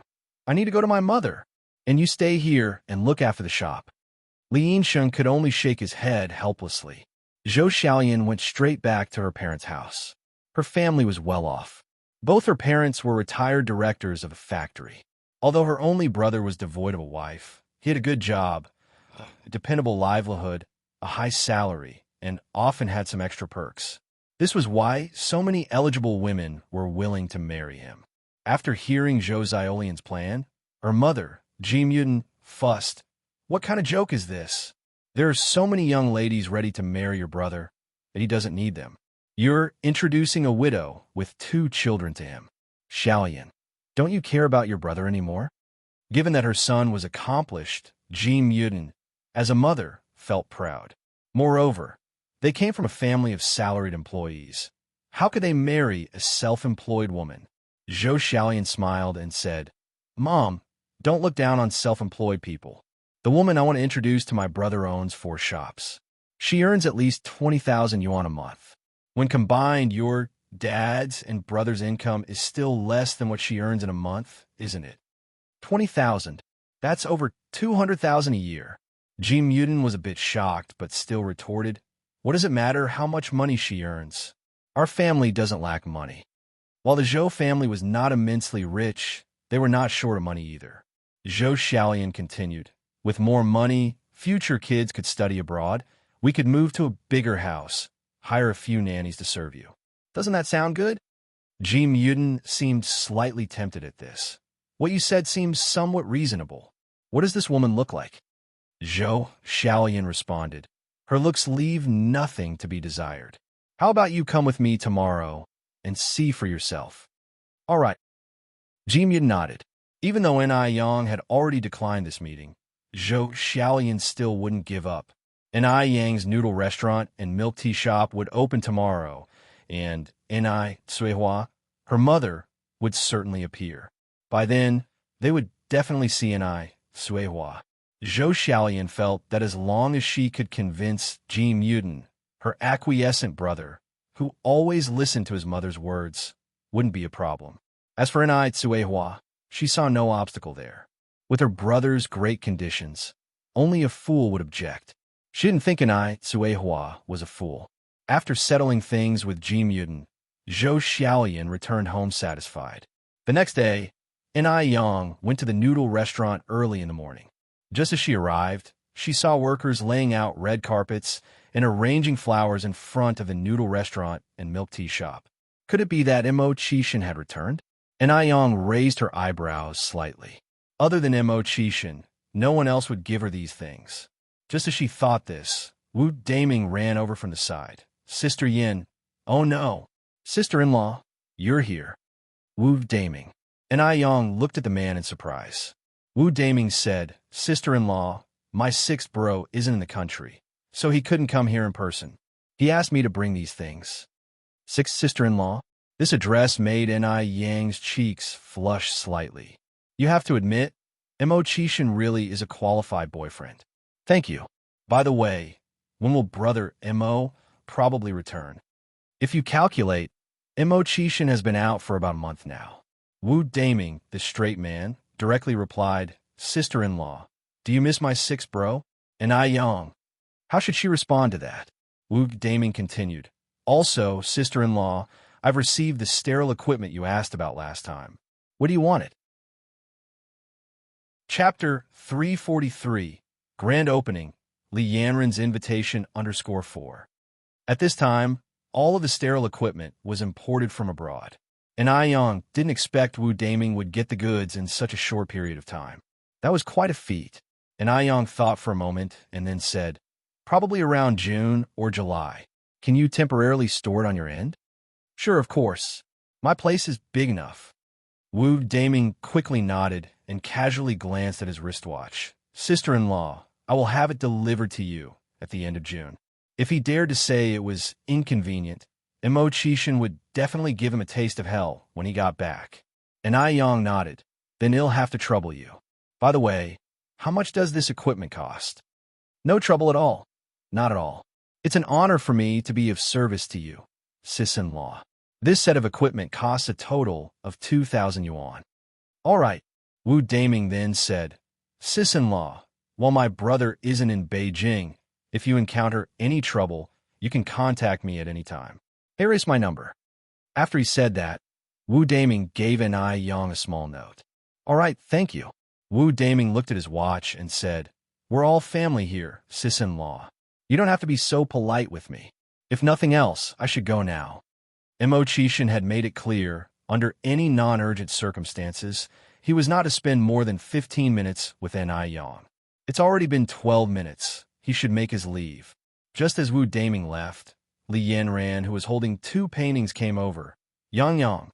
In a few days, it was the grand opening of Enai Yang's branch. As her good friend, she naturally had to come and show support. Yanran. Yang. Li Yanran handed Enai Yang a gold-framed painting. I'm gifting you this 4 seasons of prosperity. May your business prosper and bring you wealthy profits. Enai Yang accepted it. Thank you, Yanran. Li Yanran said with a smile. We're good friends, so don't mention it. Let's go hang in the shop. All right. Enai Yang nodded, leading Li Yanran inside. Li Yanran looked at the decor of the milk tea shop. All admiration was on her face. Yang, your milk tea shop is beautifully decorated. The entrance was made of glass, wooden flooring. Each table had some small green plants decorating it. It looked entirely fresh and natural, inexplicably improving one's mood and giving off a foreign vibe. Needless to say, Enai Yang really did have a touch of grace. Enai Yang placed a cup of milk tea in front of Li Yanran, smiling. Thank you for the compliment. Li Yanran took a big sip of the milk tea and then said, This Saturday, I'm hosting a party at my place. I'd like to invite you to join. Sure. Enai Yang nodded without hesitation. Given Li Yanran's treatment of her as a friend, she naturally wouldn't decline her friend's kind invitation. Great. Li Yanran held her milk tea in one hand and clung to Enai Yang's arm with the other. Remember to come, okay? Enai Yang smiled and said, Don't worry, Yanran. I always keep my promises. Li Yanran continued. Then he'll wait for you at home this Saturday. Originally, Li Yanran wanted to remind N.I. Yang to dress up a bit, but after thinking about it, with N.I. Yang's natural beauty, she wouldn't even need to. She would be the most dazzling presence regardless. At 6 in the morning, coupled with the sound of firecrackers, the milk tea shop and noodle restaurant officially opened. The merchants who were prepared to watch the hype were all startled. The milk tea shop and noodle restaurant N.I. Yang ran, contrary to expectations, were not deserted but quite busy instead. They even had a customer queue. What happened to the anticipated bad feng shui for these two businesses? Where is the guarantee that these two shops would shut down after N.I. Yang took over? An elder who had previously advised N.I. Yang against buying the two shops, holding onto his crutch, said, "This is weird. I've lived a whole life, have never seen such an odd thing. Could it really be that this young girl's life is harder than the heavens decree? Even feng shui couldn't impact her?" Zhou Xiaoyan and Ji Muden also stood within the curious crowd. Ji Muden impatiently said, "We've been standing here for so long. Which one is that widow you spoke of?" Zhou Xiaoyan looked at the long queue, full of envy. If only all these customers were hers. No, she must move quickly on settling this marriage proposal. Zhou Xiaoyan frowned and said, "Please don't refer to her as widow all the time. It sounds so crude. She's going to be your daughter-in-law." Ji Muden scoffed, "Xiaoyan, don't jump to conclusions. Whether she can become a part of the Zhou family all depends on my judgment. Remember, I am not the type of person who would bow down for the sake of 3 pecks of rice." Chapter 344, Grand Opening, Li Yanran's Invitation _5. People in leadership positions always have an air of arrogance about them, let alone the Ji Muden family, where almost everyone is a small-time leader. Just then, Zhou Xiaolian's eyes lit up as she pointed towards the side of the road, exclaiming, "Here she comes. Mom, look, that's N.I. Yang's mother. Doesn't she look quite decent?" "Which one?" Zhou Xiaolian continued. "The one in the blue jacket, carrying a child." "She still has such a small child?" Ji Muden frowned. No, I cannot approve of this marriage. You're not seriously suggesting that your brother should raise someone else's child, Xiaolian?" Zhou Xiaolian chuckled. "Don't worry, they're wealthy. They won't need my brother to raise their kid. Mom, don't you think she's quite attractive?" Ji Muden scrutinized the woman carefully, then announced, "She looks just like a vixen. Women like that can't handle a proper household." A flabbergasted Zhou Xiaolian asked, "Mom, how do you know she can't handle a household?" Ji Muden responded, "Just look at how colorful her clothes are. How many widows do you see dressed like that?" There wasn't a man left in the house, yet she failed to pay attention to her dressing style. In any case, Ji Muden did not approve of this potential daughter-in-law. Zhou Xiaolian carried on, "But they're rich. So what if they are?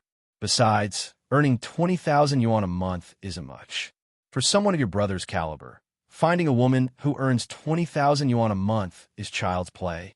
Zhou Xiaolian had been mentally rolling her eyes countless times. This old lady compared 20,000 yuan to 20 yuan as if it was nothing. It's like she thinks the Zhou family has their own golden mountain. Though her brother was quite eligible, finding a woman who earns 20,000 yuan a month and also looks decent was not as easy as she made it out to be. The more Ji Muden looked at N.I. Suihua, the more she found her disagreeable, her brows furrowing tightly. "Mom, she's actually a very decent person. Should I invite her over for a chat?"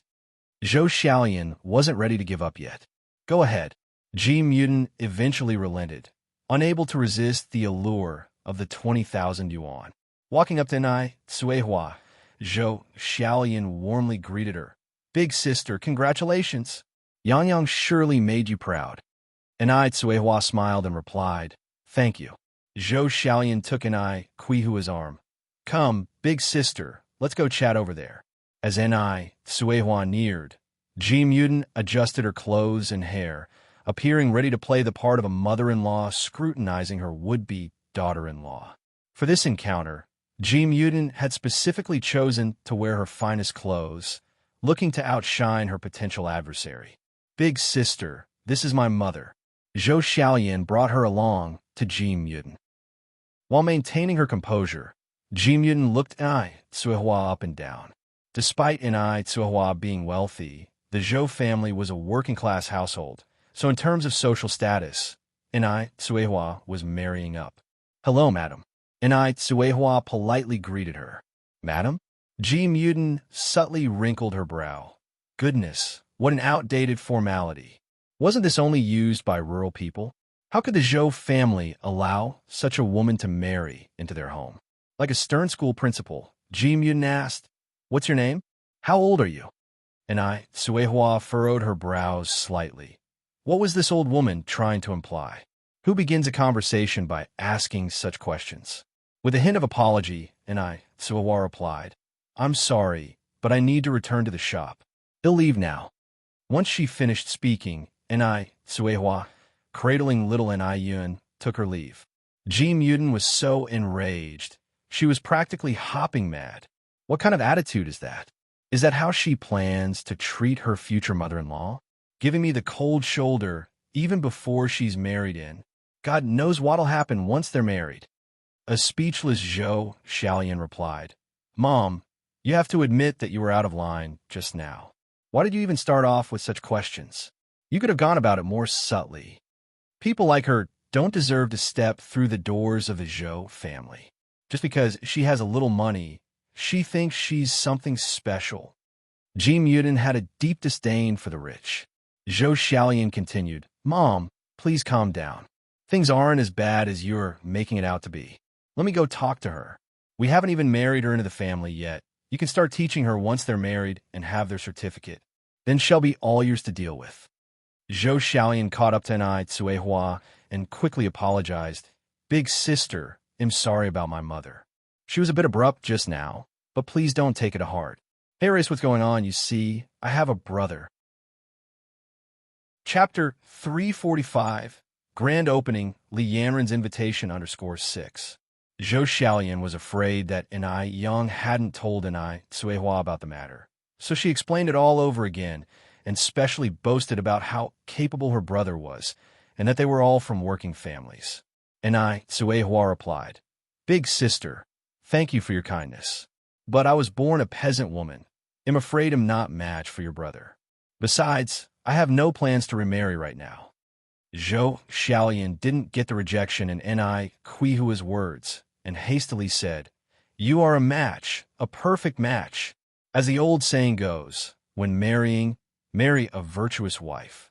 Big sister, even though your personal condition is not as good as my brother's, I can tell you are quite virtuous. It's good that Ai Tsuehua knows her worth and realizes she's not a match for her brother." And Ai Tsuehua continued, "I'm sorry, big sister, you should go find someone else." Zhou Xiaolian continued, "Big sister, you don't need to worry about other issues. My mother may have a foul mouth, but she means well. Once you married into our family, just sit and enjoy your blessings." And Ai Tsuehua found Zhou Xiaolian to be too persistent, so she said bluntly, "Big sister, let me tell you the truth, I have no plans to remarry." After that, Ai Tsuehua turned and went into the shop. This time, Zhou Xiaolian understood what Ai Tsuehua meant. So, she thinks her brother is not good enough? Huh, what big appetite. A widow who nobody wanted, and she's still so picky. She really thinks she can marry into a good family. Zhou Xiaolian walked back to Ji Muten with a complex expression.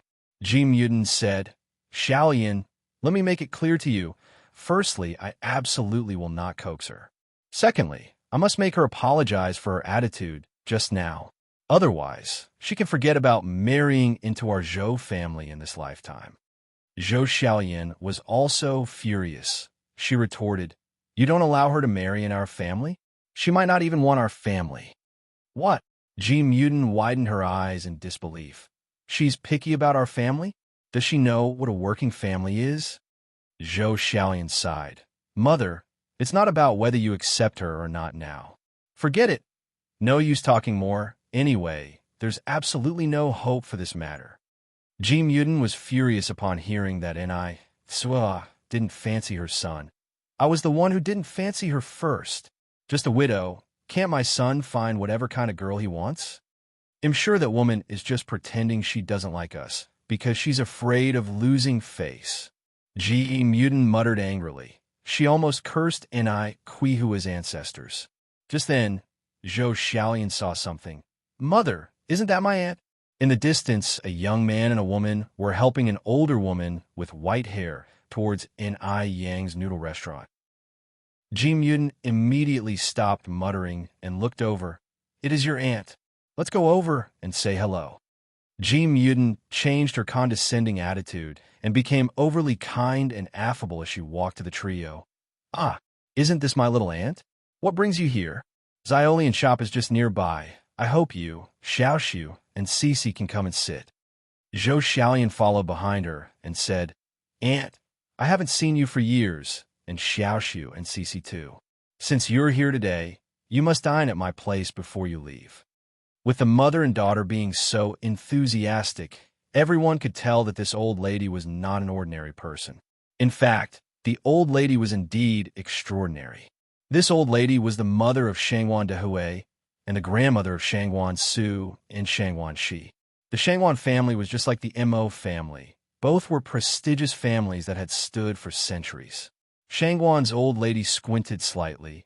I'm sorry, as one grows old, the memory is not as good as before. May I ask who you are? The Zhou family and the Shangwan family were at best distant relatives. This distant relationship traced back to the sister of Shangwan's old lady, whose son's wife's cousin's sister-in-law's daughter was related. So, it was normal that the old lady didn't recognize Ji Mutin and her daughter. Ji Mutin introduced herself formally. Listening from the side, Shangwan Su was afraid that Ji Mutin would suffocate from talking too much without being able to catch her breath. Such a distant relationship, and they still dared to recognize relatives randomly. How audacious. Indeed, poor people in a bustling city find no one paying attention to them, while the rich in the remote mountains have distant relatives. After listening for half a day, Shangwan's old lady still couldn't figure out what relationship Ji Mutin and her daughter had with their family. She turned her head and looked at Shangwan Su. Little Cici, let's hurry up and get in line. I'm telling you, the noodles at this place are really delicious. She had seen too many people recognizing relatives out of nowhere, like the people in front of her. The three of them walked towards the noodle restaurant. Ji Mutin stepped forward and said, Little aunt, noodles are not nutritious. Why don't we go to Xiaolian's shop? Let her cook something delicious and serve you properly. Zhou Xiaolian quickly added, Yes, Annie, let me cook something yummy to serve you properly. The Shangwan family was a true prestigious family. Who wouldn't want to be related to them? Otherwise, would Ji Mutin be so humble? Ever since she became a leader, Ji Mutin had never bent over. Today was the first. Shangwan's old lady calmly said, The two of you, I am not your aunt.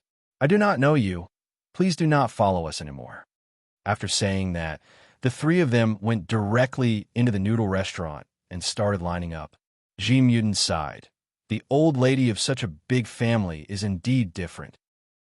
She's already so old, yet her mind is still so sharp. If Shangwan's old lattice mind could be a little more muddled, maybe today she could have recognized her as her niece. There were many people eating in the restaurant. Shangwan, she said, Grandma, brother, you line up here, they'll go next door to buy milk tea. Brother, do you want fully sweetened or half sweetened?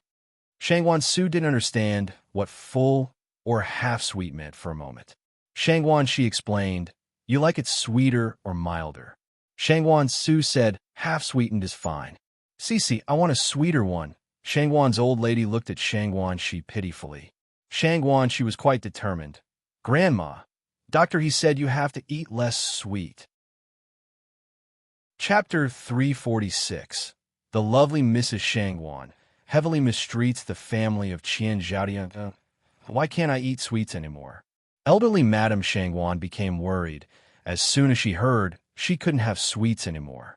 Granny, you have diabetes, so eating too many sweets is bad for your health. Elderly Madame Shangwan started to play dumb in order to eat sweets. Since when do I have diabetes? I don't remember having diabetes at all. I don't care. I want to drink something sweet. Old baby, once you grow old, you revert to being a child. Shangguan Shi, feeling helpless, said, Granny, have you forgotten what the doctor told you? If you eat too much sugar, it will make your condition worse. Those damn idiots only know how to exaggerate the dangers. Elderly Madame Shangguan grumbled unhappily. I've been eating sugar all my life, and now that I'm old, they suddenly won't let me eat any. This year, elderly Madame Shangguan is already 88 years old. Apart from a slight case of diabetes, she's still robust. Cici, your grandmother's good grandson, will you let me have something sweet to drink? Elderly Madame Shangguan held onto Shangguan Zai's clothing, begging for sweet food with a childish charm. Just once, Granny promises only once, and Granny swears it. Elderly Madame Shangguan raised 3 of her fingers. Granny, it doesn't matter if you swear 5 times. You really can't eat anything too sweet. Elderly Madame Shangguan grunted lightly. Are you still Granny's good grandson? Shangguan, she smiled and said, Granny, I'm going to get you milk tea now. Elderly Madame Shangguan proudly lifted her face. Ignoring Shangguan, she completely. Although there's a line waiting for milk tea as well, the speed at which the cups are served is much faster than for noodles, so Shangguan she quickly returned with 3 cups of milk tea. Granny, this is yours, this is my brother's. This one's mine. Elderly Madame Shangguan pointed at Shangguan Zai's cup and said, Young fellow, I want to drink this one. No, Shangguan, she shook his head. This one's mine. Mine is full sugar. Why is yours full sugar and mine half sugar? Shangguan Shi with a helpless tone. Granny, you need to listen to the doctor's advice. Elderly Madame Shangguan was indignant. I've never listened to anyone in my life, not even your grandfather. Why should I listen to that brat doctor? Shangguan Shi quickly inserted the straw in his cup and drank a large gulp of milk tea. I've already had a sip, Granny. Do you still want it? Elderly Madame Shangguan, distastefully. Who wants your leftovers? I have my own. The trio had been in line for a while. Their cups of milk tea were almost finished by the time they got to their seats. What would you all like to eat? A soft, familiar voice came from above. That voice seemed vaguely familiar. Shangguan Su looked up and saw a familiar face. An Ai Yang? Is it you? Mr. Shangguan. An Ai Yang gave a soft smile. Shangguan Shi and elderly Madame Shangguan both looked at An Ai Yang with awe in their eyes. My goodness, this young lady is too beautiful. Elderly Madame Shangguan felt she was more lovely than changed from the stories. Shangguan's eyes gaze swung from Shangguan Su to An Ai Yang and back. A faint smile played at the corners of her mouth. There aren't many people who can prompt her brother to initiate a greeting. Shangguan Su asked promptly, Is this noodle restaurant yours? Yes. An Ai Yang nodded. No wonder An Ai Yang could have savings close to 6 figures in the bank.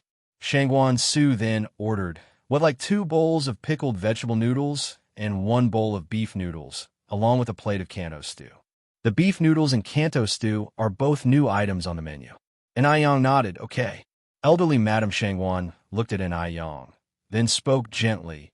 Young lady, I would like my pickled vegetable noodles to be spicy, and the Kanto stew should be on the spicier side as well. This young lady is becoming more lovely the more I look at her, like a blooming flower. Shangguan Shi immediately protested. Granny, you can't eat anything too spicy. Sister, don't listen to my granny. We will take everything with normal flavors. Elderly Madame Shangguan immediately started to act the drama queen. They won't let me have sweets. Now they won't let me eat spicy foods. What's the point of living as an old woman like me? An Ai Yang smiled and said, Chilies are rich in vitamins A, B, C, E, K, and also carotene, folic acid, and so on. A moderate intake of chili can help the body expel toxins, speed up metabolism, increase sweating, adjust body functions, and can also have a detoxifying effect. Moreover, it can help to extend one's life. Granny, don't worry. I will adjust the level of chili for you according to your health condition. Chapter 347. The lovely Mrs. Shangguan heavily mistreats the family of Qian Zhaodi _2. N.I. Yang's remarks completely astonished the 3 generations at the table. Ordinary people wouldn't know so much about chili peppers. Chili peppers are a very common vegetable in daily life, and people only know that they're spicy and appetizing. Other than doctors and nutritionists, few people are aware of its numerous benefits. If she understands even chili peppers so clearly, just how vast is her knowledge? After witnessing N.I. Yang's fluent French, Shangwan Su was astounded by her for the second time. She resembled the calm, placid, deep sea. You'd never know what treasures lay beneath the surface, each revelation bringing a unique surprise. "Young lady, you're impressive," sparks practically twinkled in the old lady Shangwan's eyes. "You outshine my 2 turtle-like grandkids by a mile. I like you." Old Madame Shangwan was a very cute old lady. To her, all people are equal, and she didn't look down on individual practitioners, nor would she discriminate against anyone because of their occupations. And Ai Yang smiled gently. "You're too kind, ma'am." After settling on the food order, Ai Yang went to take orders from the other tables. Old Madame Shangwan looked at Shangwan Su slyly. "Xiaoxu, what is the name of this young lady?" Ai Yang, Shangwan Su explained. An I is a single person, and yang like smoke rising from warm jade under the sun. Lan Tian jade is a type of pale blue jade with a hint of light green. When sunlight shines upon it, a hazy blue mist arises akin to smoke, creating an ethereal landscape. Shangwan, she exclaimed, "Wow, what a beautiful name." Truly, her name matches her. Old Madame Shangwan continued, "How many people are in the young Lattice family? How old is she this year?" Tongue-tied, Shangwan Su retorted, "Are you the director of the Family Planning Bureau doing a census?" Old Madame Shangwan sighed. "How can such a pretty girl not be my granddaughter? If she were my granddaughter, I'd go into the temple to burn incense every day." Shangwan Su, Shangwan Shi, is it really okay for you to disdain your own grandchildren like this? Soon, an Ai Yang brought over 3 bowls of noodles and a portion of Kanto stew. "It smells so good." Old Madame Shangwan rubbed her hands together impatiently. "Careful, it's hot. This is your complimentary dish." "Okay, thank you, young lady." Old Madame Shangwan continued. "Young lady, I heard others calling you Yang Yang. May I call you that as well?" Old Madame Shangwan had her own plans and naturally wanted to get on good terms with an Ai Yang. Moreover, she genuinely liked an Ai Yang. An Ai Yang nodded, "Of course." Old Madame Shangwan smiled. "Yang Yang, thank you for putting up with an old woman like me. Then I'll call you Yang Yang too." Shangwan Shi introduced herself cheerfully. "Yang Yang, my name is Shangwan Shi, and Shangwan Su is my brother. Just call me Cici." And Ai Yang, being straightforward, responded, "Cici." Shangwan Su. Going by this trend, shouldn't an Ai Yang call him Shushu? But before an Ai Yang got to call him Shushu, she went off to take orders for other tables. Old Madame Shangwan stirred her bowl. "This is my first time eating beef noodles. You guys should try the pickled vegetable noodles. They're really delicious." Shangwan, she took a whiff. Indeed it smells delicious." Old Madame Shangwan pouted. "Of course. Why, I brought you all here if the food was bad?" Old Madame Shangwan was an experienced foodie. After tasting a bite of the pickled vegetable noodles, Shangwan, she gasped, "Oh my gosh, it really is delicious. No wonder Grandma sneaks here every day to eat." Feeling guilty, Old Madame Shangwan rubbed her nose. "I don't sneak here to eat every day." Seeing them react this way, Shangwan Su decided to have a bite too. The taste was truly astonishing. The beef noodles are delicious too. Old Madame Shangwan plucked a pickled vegetable noodle from Shangwan's Zai's bowl. "Let me try your pickled vegetable noodles. Then you need to let me try your beef noodles too." The grandmother and granddaughter sampled the noodles from each other's bowls. Although all 3 of them had tasted exotic delicacies, these 3 bowls of noodles still amazed them. This fascinating sensation could only be understood by those who tasted it firsthand. When leaving, Old Madame Shangwan specifically told an Ai Yang goodbye. "Yang Yang, we're heading home." The restaurant was quite busy, with an Ai Yang hardly taking a break. But she always carried a slight smile on her face. Even though she seemed never to tire, her smile was contagious, even making Shangwan Su unconsciously smile back. Chapter 348. The lovely Mrs. Shangwan heavily mistreats the family of Qian Zhaodi _3. Take care, goodbye.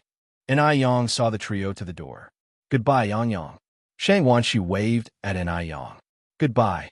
Once out of the noodle restaurant, Shangwan she tugged at Shangwan's sleeve. Brother, that girl Yang Yang is quite impressive. She's well-mannered and cultured, just like a young lady of a noble family. The Shangwan matriarch nodded repeatedly.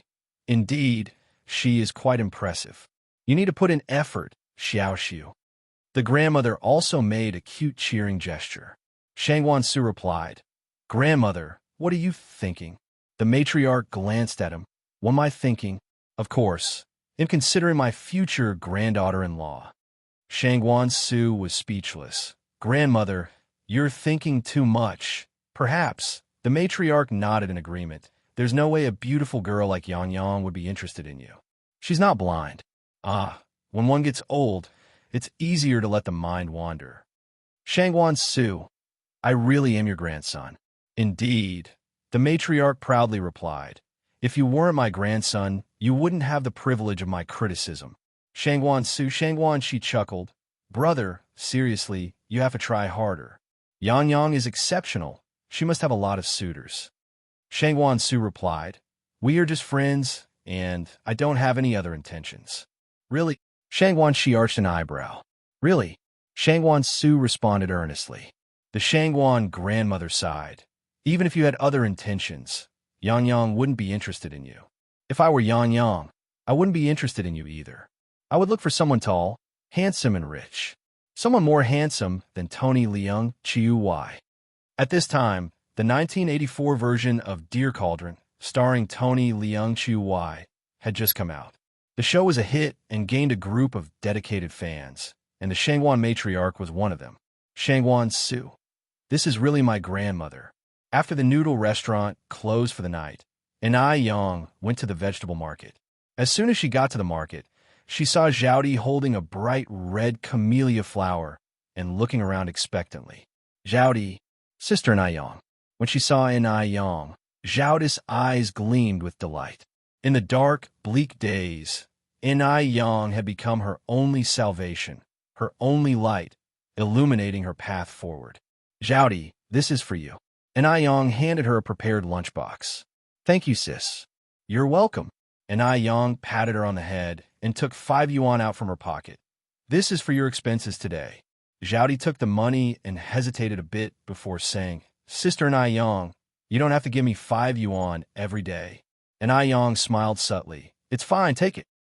After parting ways with Ai Yang, Zhaodi went back to her secret hideaway, sitting at the entrance of the alley, carefully opening the lunchbox, filled with fish slices, noodles, meatballs, and vegetables.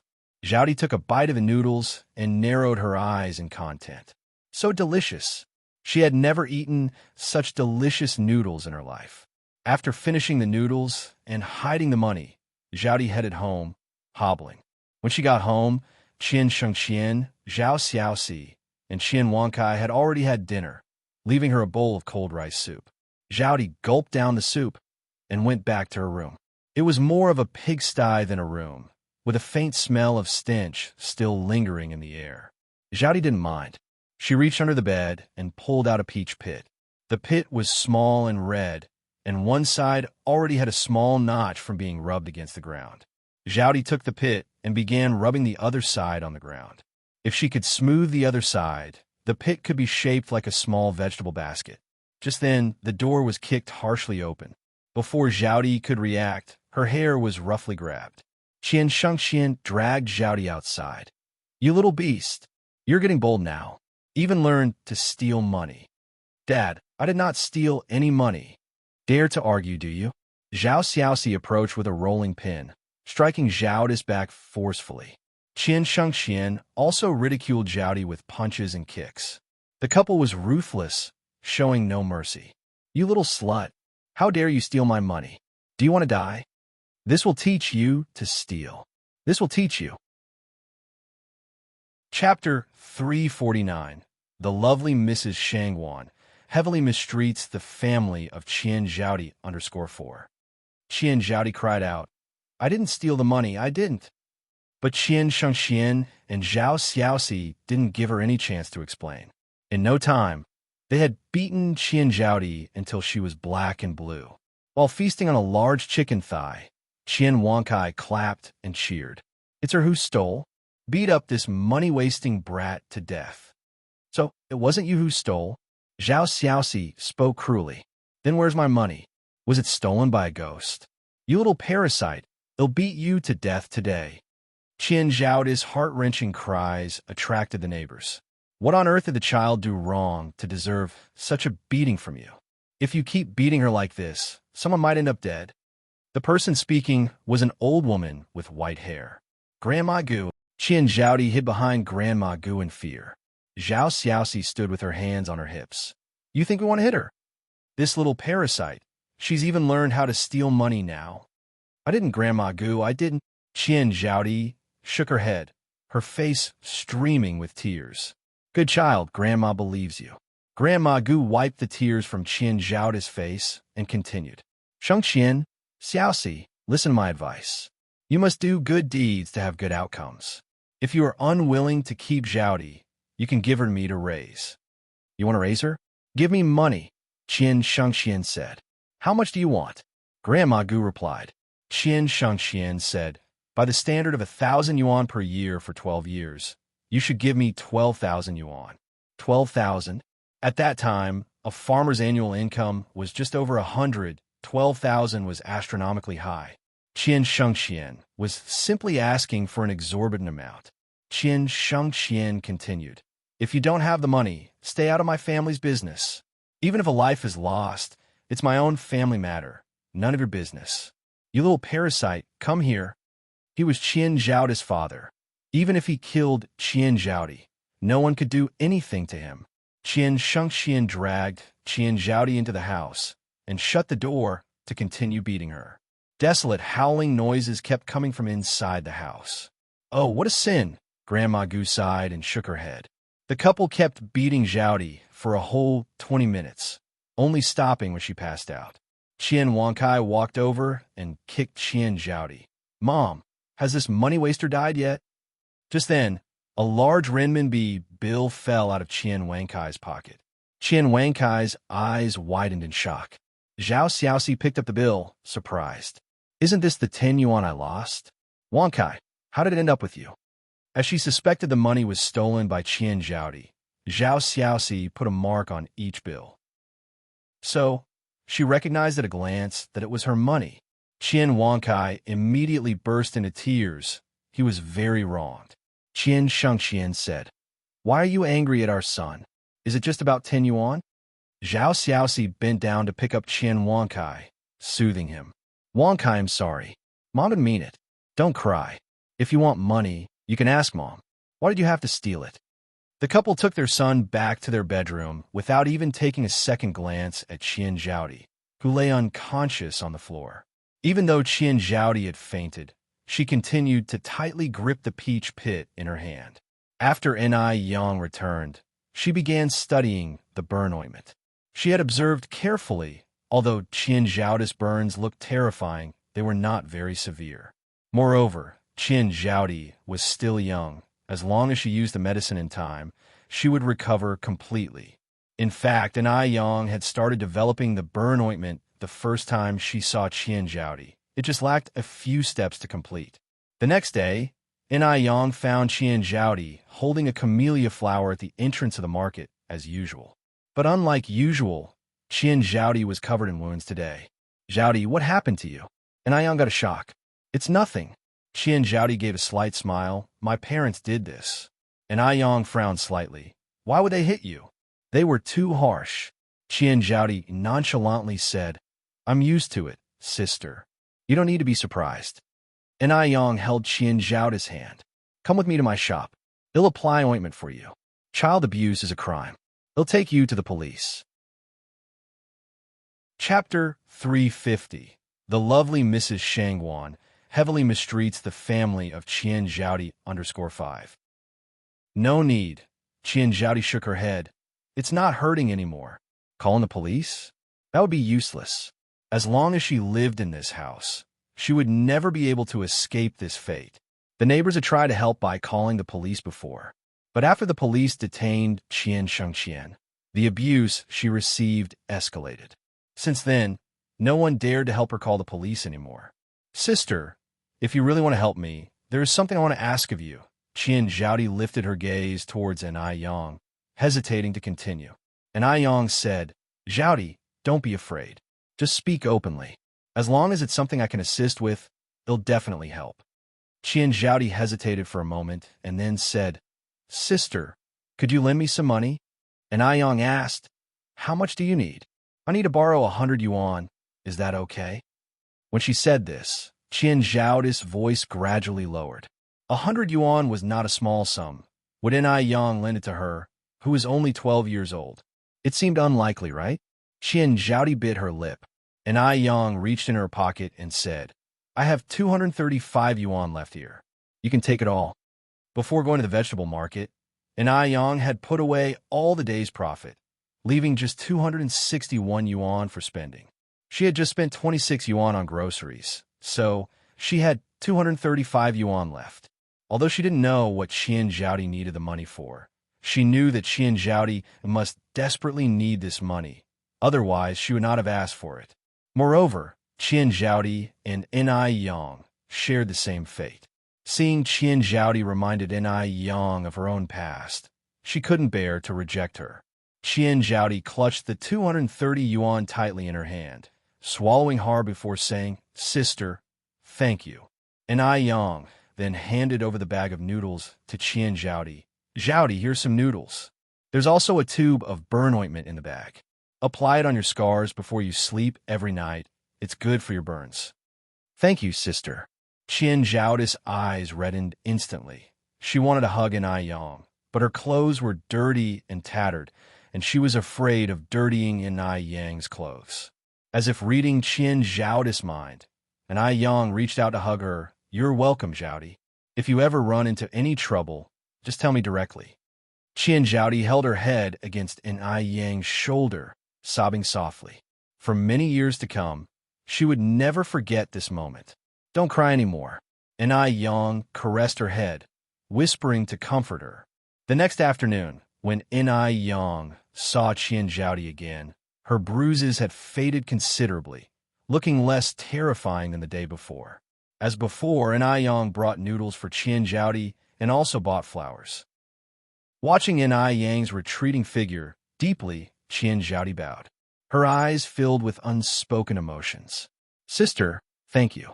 After An Yang left, Qian Zhaodi took out a penny and went to the shop to buy 10 fruit candies. Then, she asked the old man who swept the train station to help her buy a train ticket. After she finished these tasks, she went home. Since it was still early, Zhao Xiaoxi and Qian Shengqian had gone to work in the field and hadn't returned yet, leaving Qian Wankai sitting at the doorstep. Wasteful brat, finally home. I'm hungry. Cook me something now. Has Mom and Dad not come back yet? Qian Zhaodi looked inside. Wasteful brat, worthless runt. I'm telling you to cook for me. Are you deaf? The hand Qian Zhaodi hid in her sleeve clenched into a fist. Speaking in a low voice, she said, Wankai, do you want candy? Qian Wankai bellowed. Wasteful brat. You dare to eat candy behind Mom and Dad's back. Speak. Did you steal money? I'm going to tell Mom and Dad right now. Let them beat you to death, you worthless runt. No, Wankai, you misunderstood. I didn't steal the money. I found my candy up on the mountain. Look. Qian Zhaodi slowly opened her hand, revealing a piece of candy still covered in dirt. Candy. Qian Wankai snatched the candy, unwrapped it, and stuffed it into his mouth. You little runt, where did you find this candy? Just up on a mountain, answered Qian Zhaodi. Then take me there now. Okay. Qian Zhaodi nodded, leading Qian Wankai towards the mountain. Qian Zhaodi led Qian Wankai deep into the forest, pointing to a spot amongst the foliage. She said, Wankai, look, the candy is over there.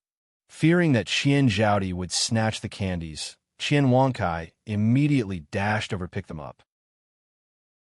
Chapter 351. The lovely Mrs. Shangwan heavily mistreats the family of Qian Zhaodi _6.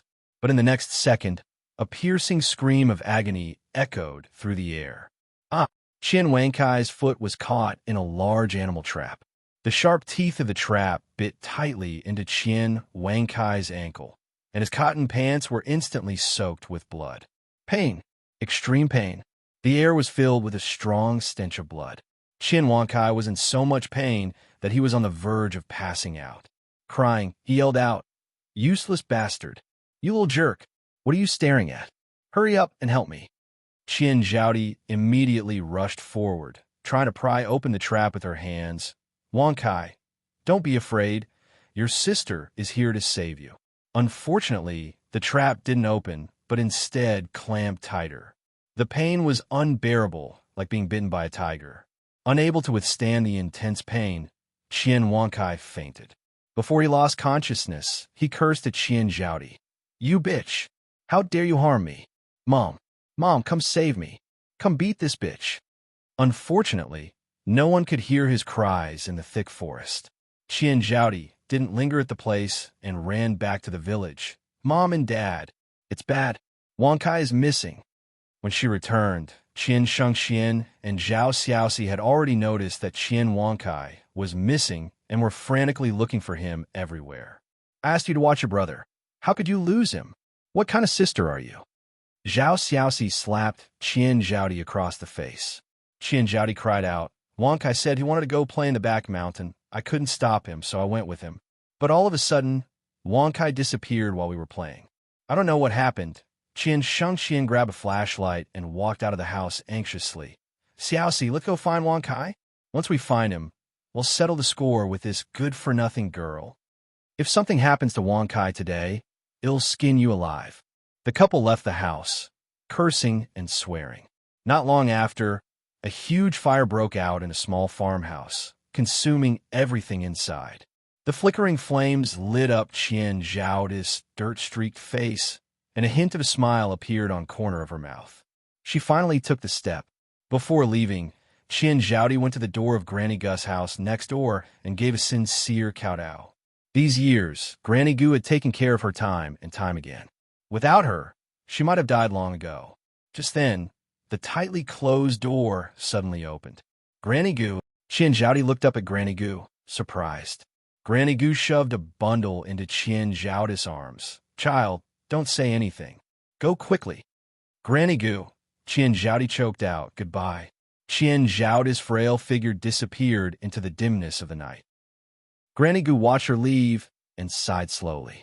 It's better that she's gone, because if Qian Zhaodi continued to stay in this family, she would eventually face certain death. By the time Zhao Xiaoxi and Qian Shengxian brought the unconscious Qian Wankai back from the mountain, the fire was completely out of control, and the beams of the house had collapsed. "Oh my God! What happened? Help! Somebody help put out the fire." Qian Shengxian was quite wealthy, and underneath his bed, he had hidden treasures handed down from his ancestors. My treasure. My treasure. Without his treasures, how would his family live the high life in the future? When the couple shouted out in panic, it drew quite a few villagers to come and watch the excitement. But they were there just to watch. In the village, Qian Shengxian and Zhao Xiaoxi were notorious for their domineering, cunning, and evil behavior, frequently abusing their daughter. So when they came to such a state, everyone was almost clapping in joy. What goes around comes around. This is their retribution. Right you are. I beg you, please help us put out the fire. I will pay you a lot. At this point, Zhao Xiaoxi didn't care about her son's injuries anymore. She knelt on the ground, pleading with everyone. Even if you give us a lot of money, we can't act against our conscience. Yes, 3 feet above our heads, there are divine beings watching. If we help put out the fire, won't that just be helping a tyrant? When you two are doing evil things in the village and abusing Zhaodi, didn't you ever think about this day? You deserve it. Please. Zhao Xiaoxi knelt till his forehead was bloody, but no one was willing to reach out a helping hand. Relying on others will not help. Qian Shengxian bravely dashed into the blazing inferno to retrieve his treasure. Wankai's father. Zhao Xiaoxi screamed in horror, watching as the raging fire engulfed Qian Shengxian. Then there is such a question from the crowd. Where is Zhaodi? My goodness, the child isn't still in the fire, is she? Zhaodi is such a pitiful child. Once this realization seeped in, the onlookers promptly began to extinguish the flames. But it was too late, because the fire was way too massive. However, they managed to drag Qian Shengxian out of the burning area, but by then, it was too late. Qian Shengxian was so charred that he was unrecognizable. He was barely alive, but bedridden for the rest of his life. Qian Wankai, on the other hand, had to have his limb amputated because his wounds were not properly cared for in time and thus had become infected. As for Qian Zhaodi, everyone speculated whether she had been reduced to ashes in the fire. Everything was lost. No more people, no more money. Zhao Xiaoxi sat on the cold ground, crying uncontrollably, and finally, unable to cope with this blow, he turned mad overnight. At this time, Qian Zhaodi had just gotten off the train. Watching the rising red sun, her eyes brimmed with endless hope. A new life. It had begun. She would tread along the pathway leading towards her future, slowly but steadily. The next day, when Enai Yang went to the vegetable market again, she didn't see the familiar figure with yearning eyes, clutching a camellia flower. It was getting late, and there was still no sign of Zhaodi. Enai Yang glanced at the setting sun and furrowed her brows in concern. "Excuse me, are you Sister Enai Yang?" A childish voice sounded at her side. Looking down, Enai Yang saw a little boy, about 7 or 8. "I am Enai Yang. How can I help you, dear?" The boy said, "I'm Zhaodi's good friend. She asked me to tell you that she has gone far away.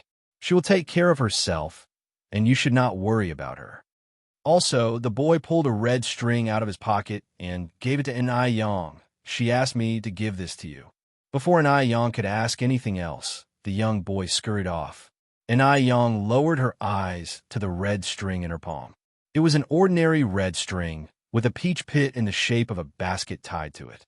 The pit was polished and gleamed brightly, which showed the dedication of whoever crafted it. Peach pits tied with red strings were considered talismans against evil in folklore.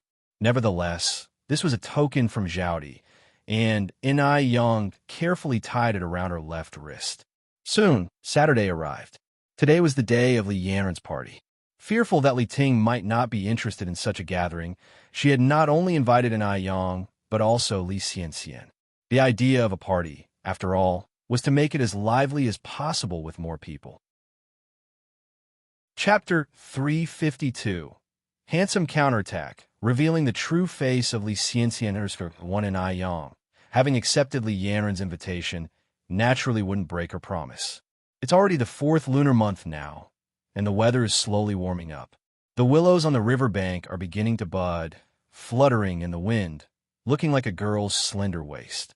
Enai Yang opened up her wardrobe. She didn't have many clothes, mainly cheongsams and coats, along with one bright red down jacket. All she needed to wear in this kind of weather was a cheongsam. Enai Yang stood in front of the wardrobe and, after much hesitation, ultimately chose a blue-green cheongsam. The button loops of the cheongsam were wine red. The combination of blue and red didn't look abrupt, but rather harmonious. She wore a pair of silver-white high heels that revealed a little of her fair ankle and slender calves. Her long black hair was loosely plaited into a fishtail braid that hung over her left breast. A small clip, similar to a hairpin, was tucked behind her ear. As she walked, the short bead chain on the clip quivered, making it look especially pleasing. The cheongsam is a type of attire that is rather selective of its wearer. If slightly mishandled, it would make the wearer seem excessively mature drab. Yet when worn by Enai Yang, one could see infinite vitality and beauty, a feast for the eyes. She was like an orchid blooming alone in a valley, capable of becoming a beautiful landscape wherever she went.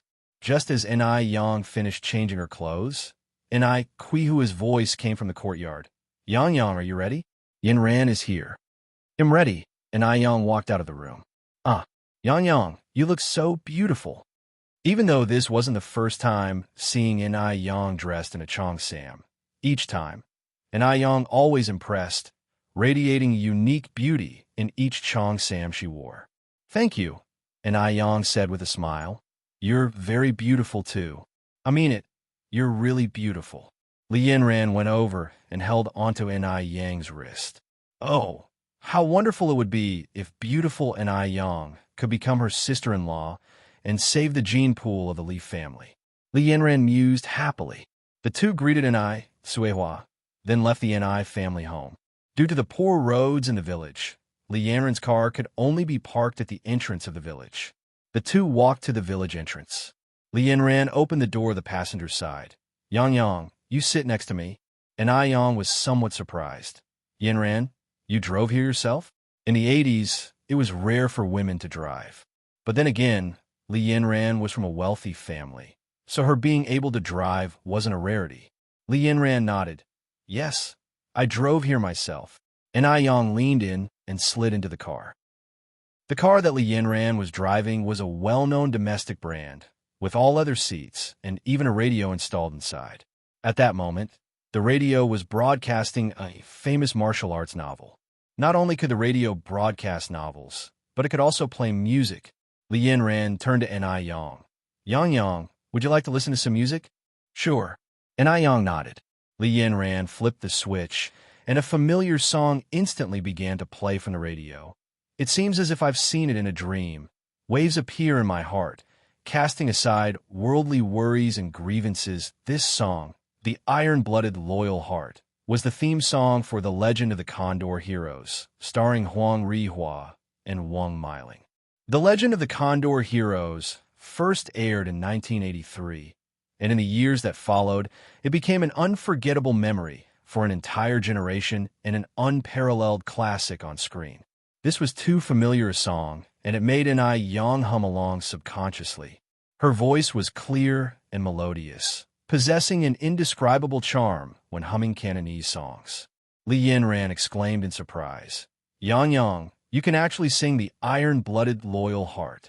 The Iron-Blooded Loyal Heart was in Cantonese, which Li Yanran had wanted to learn for some time. Cantonese was rather difficult, and she hadn't yet mastered it. And Yang smiled. I can sing a bit.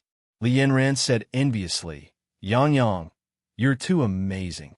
And Yang replied, if you want to learn it, I can share a little trick with you. Yes, yes, tell me. And Yang went on. Initially, you don't need to focus on nailing every single word and sound. Just try to incorporate a bit of Cantonese flavor into your native Mandarin. Then listen more, sing more.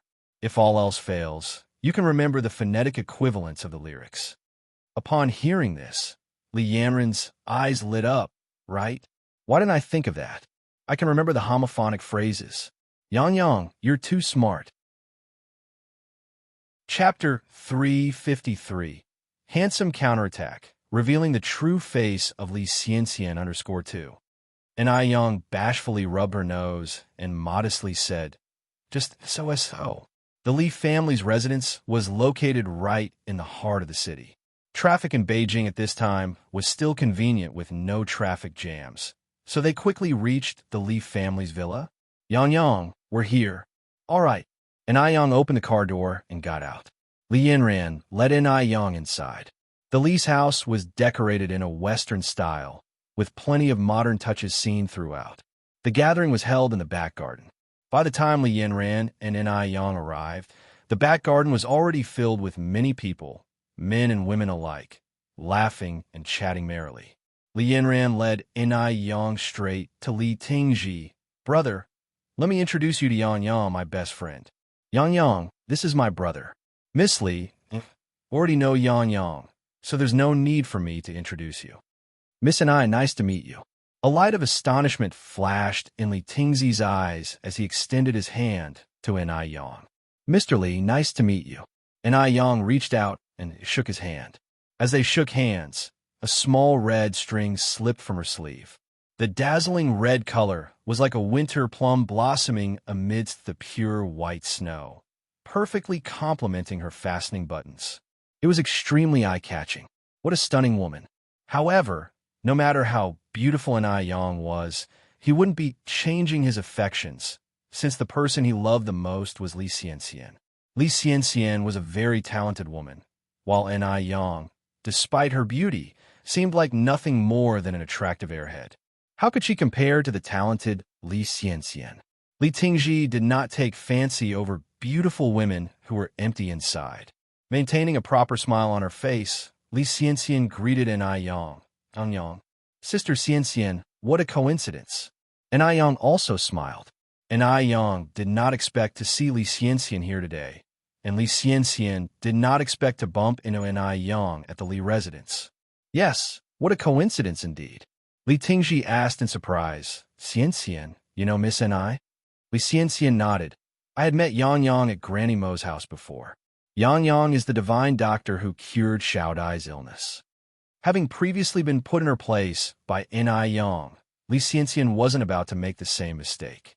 She was waiting for a perfect opportunity, one that could lead to Yang losing face. With so many people here today, it wouldn't be too hard to embarrass Yang. Li Tingji nodded and exclaimed, Miss Ni is really amazing. Yang replied with a light smile, just fulfilling my duty as a doctor. Li Tingji was stunned. He did not expect Yang's response to be so indifferent, as he thought Yang would seize the opportunity to boast about herself. However, Yang did not seem to have any intention of doing so. This girl seemed different from his initial impression of her. Yang, let me introduce you to some of my other friends, Li Yanran said. All right. Yang nodded. Li Yanran led Yang to a group of young men and women. Let me introduce you to everyone. This is my recently acquainted good friend, Yang. Yang Yang for short. Nice to meet you, Yang Yang. My name is Zhao Xiaoqi. I'm Fong Kai. You can just call me Kai. I grew up with Yanran. My name is Lin Xiaoyu, but everyone calls me Little Lin. You can call me that too, Yang Yang. I'm Fong Ju. I'm Zhou Dajuan. Everyone was quite enthusiastic when greeting Yang. Yang was beautiful and had no conceit, making her popular among the crowd, particularly among the young gentry, who couldn't tear their eyes away from her. Beauty was not rare in Suzhou City, but a beauty like Yang, stunning inside and out, was indeed scarce. Not only was she beautiful, but she also had a great figure. Covered by her chong sam, her waist was so slender that one might think it could snap at any moment. And yet, despite the body-hugging chong sam, she did not seem the slightest bit provocative. Instead, she seemed even more pure and charming. She was as beautiful as if she had stepped right out of a painting capturing the beauty of Jiangnan's water towns. Yang Yang, Little Lin exclaimed in surprise. How did you braid your hair? It's beautiful. And Yang smiled and said, This is called a fishtail braid. If you like it, I can braid your hair this way too. The fishtail braid was a style that only became popular in later years. In this era, people had yet to discover this kind of braiding, so everyone found it very novel when they saw Yang sporting one. Moreover, Yang had adorned the lengths of her fishtail braid with pearls, making it look very fresh. Chapter 354. Handsome Counterattack, revealing the true face of Li Xianxian 3. Really? Yes. Yang was standing behind Lin, helping her style her hair into a fishbone braid. All girls love beauty. As Yang was braiding Lin's hair, a few privileged young ladies crowded around her, hoping to learn the skill. Yang was not stingy with sharing her expertise. She was explaining in detail while braiding, her face full of concentration, sunlight highlighting her with a warm, golden light. Typically, anyone capable of creating something as lovely as this fishbone braid would hoard their expertise to themselves. However, Yang didn't. She explained earnestly, and everyone quickly picked up the method from her. She was more than glad to share beautiful things with others. So, all of them grew to like Yang even more after this episode. After the fishbone braiding lesson, the girls began a discussion about Yang's perfect skin. Yang, your skin is flawless. What skincare products do you use? I use Ice Silk Skin. Yang even dropped a little advertisement for the product. Ice Silk Skin? I think I've heard of that product. I also use Ice Silk Skin. Their products are genuinely good. It's just that their anti-wrinkle cream and whitening cream sell out pretty fast, so it's an advantage if you order them in advance. You don't just need to order in advance. You must do it a few months ahead. I'm currently using their aloe vera range. It's rather great, even better than the foreign imports. I've been trying to pre-order for quite some time now. Is ice silk skin really that good? Definitely. Then I'll also buy a set and try it. Just the name ice silk skin sounds pretty high-end. There was a faint shimmer in Ni Yang's eyes. It seemed like ice silk skin had successfully made its mark within the glamorous circles. It was perhaps time to introduce a membership system. Membership marketing is precision marketing fueled by designing detailed business plans. You refine every aspect of your work to perfection in order to meet higher targets, leading to constant growth in business benefits and expansion. Ni Yang believed that someday, ice silk skin would make its name on the international stage. Li Xianxian watched everything unfold, a flash of dark light flickering in her eyes. Before Ni Yang arrived, she was the most popular person in the circle. But now, her radiant glory had been completely overshadowed by Ni Yang. What a cunning little minx. Since it was a social gathering, there were various entertainment facilities set up in the garden. Li Xianxian's gaze fell on the dartboard nearby. At this time, dart games had only just become fashionable among the elite. There were not many who were actually skilled at it, but Li Xianxian just happened to have practiced it before. Li Xianxian walked up to the dartboard, picked up a dart, and, standing about 20 meters away, elegantly flung the dart. Snap! The dart hit right on the 8th ring. Given that the 10th ring is the best score, an 8 is an impressive achievement. Moreover, Li Xianxian is a girl, whereas darts is usually seen as a more masculine game. Wow, Xianxian, that's amazing. Xianxian, you're good. A heroine amongst women. Li Ting looked at Li Xianxian, admiration burning in his eyes. Li Xianxian was truly amazing, not only in possessing a wealth of knowledge, but she also played darts so well. Li Xianxian modestly said, "It's just a little trick, it's nothing big." Speaking of darts, Yang Yang is definitely much better than me. After all, she is a talented and versatile woman. Ni Yang raised an eyebrow slightly. Sister Xianxian, you overestimate me. How can a country bumpkin like me know how to play such a game? Exactly. How could a country bumpkin like Ni Yang know how to play it? Amusement sparkled in Li Xianxian's eyes as she said with a smile, "You're just too modest, Yang Yang." Gu Yi, who was close to Li Xianxian, approached the two of them, saying gently, "Xianxian, you and Yang Yang stop being so humble. Why not have a competition between you two? Then we can see who is better." Birds of a feather flocked together. Gu Yi, just like Li Xianxian, was filled with envious hatred towards anyone more attractive than her. "Would I have the honor of competing with you, Yang Yang?" Li Xianxian looked up at Ni Yang. Together, the two of them pushed Ni Yang into the spotlight. If she refused now, it would certainly leave a poor impression. The pair obviously wanted to make her look foolish. Ni Yang gave a light smile. "Since Sister Xianxian has cordially invited me, it would be impolite to decline. Sister Xianxian, after you." Li Xianxian nodded and picked up a dart. Chapter 355. Handsome Counterattack, revealing the true face of Li Xianxian _4. Wait a minute. Gu Yi reached out to stop Li Xianxian. Li Xianxian turned her eyes to Gu Yi. "What is it, Yi?" Gu Yi continued. "Since it's a competition, we should set up the rules and stakes for the game. Otherwise, it wouldn't be fun." "Stakes?" Li Xianxian curiously asked. "What do you think the stakes should be, Yi?" Gu Yi replied with a laugh. "The bigger the stakes, the more fun it'll be. I just don't know if Miss Ni is brave enough to play." As she said this, Gu Yi turned her gaze towards Ni Yang, with undisguised provocation in her eyes. Ni Yang looked unperturbed. "Miss Gu, just say what you want. As long as Sister Xianxian agrees, I have no objections." Li Xianxian said, "Go ahead, Yi. I'm willing to follow the rules of the game." Gu Yi carried on. "How about the loser performs a striptease to liven up the atmosphere?" Striptease? With so many people present, performing a striptease would make it impossible to hold one's head high again. Such a dare was like grinding the opponent's dignity on the floor. Interesting. Ni Yang's lips slightly curved up. "Gu Yi," Li Yanran said with a slight frown, stepping forward. "It's just a darts game. Do we really need such outrageous stakes?" Li Yinran was a little worried for An Yang. After all, not many people know how to play darts at this time, and Li Xianxian is a master. She didn't want An Yang to be at a disadvantage.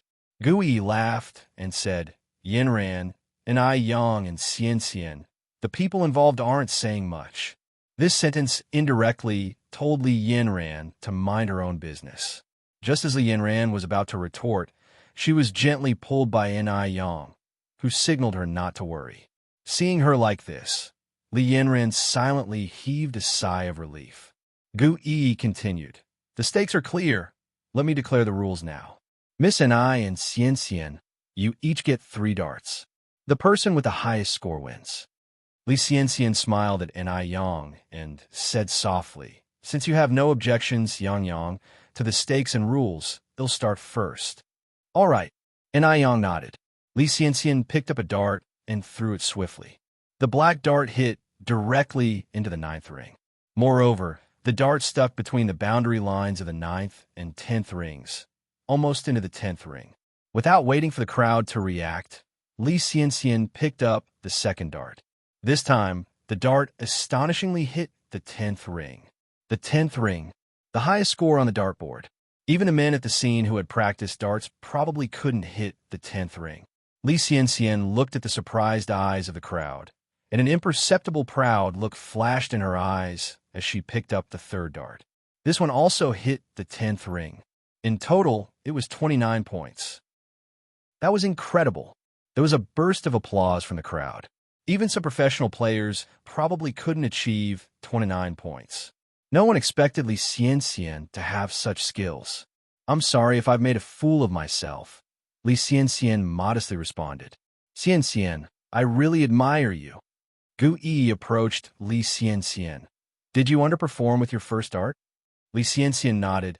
I haven't played for a long time, my hand's a bit rusty. Someone at the side exclaimed. A rusty throw got the 9th ring. Xianxian, you're the first girl who's made me entirely admire.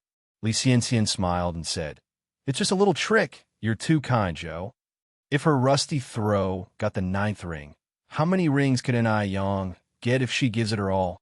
At this moment, the more Li Xianxian downplays her skills, the more it underscores An Yang's incompetence. Striptease, huh? The very thought of it felt exhilarating. Miss An, what kind of striptease do you plan to present to everyone? Gu Yi looked at An Yang rhetorically.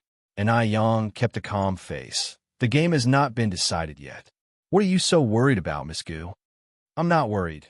Gu Yi responded with a ridiculing look. As long as Miss An doesn't play dirty when the time comes and accept her loss. An Yang flashed a charming smile. Honesty is the way of heaven. A gentleman keeps his word. She spoke with such dignity. Even Li Ting looked at An Yang at this moment. It seems that An Yang is not the incompetent beauty as he imagined.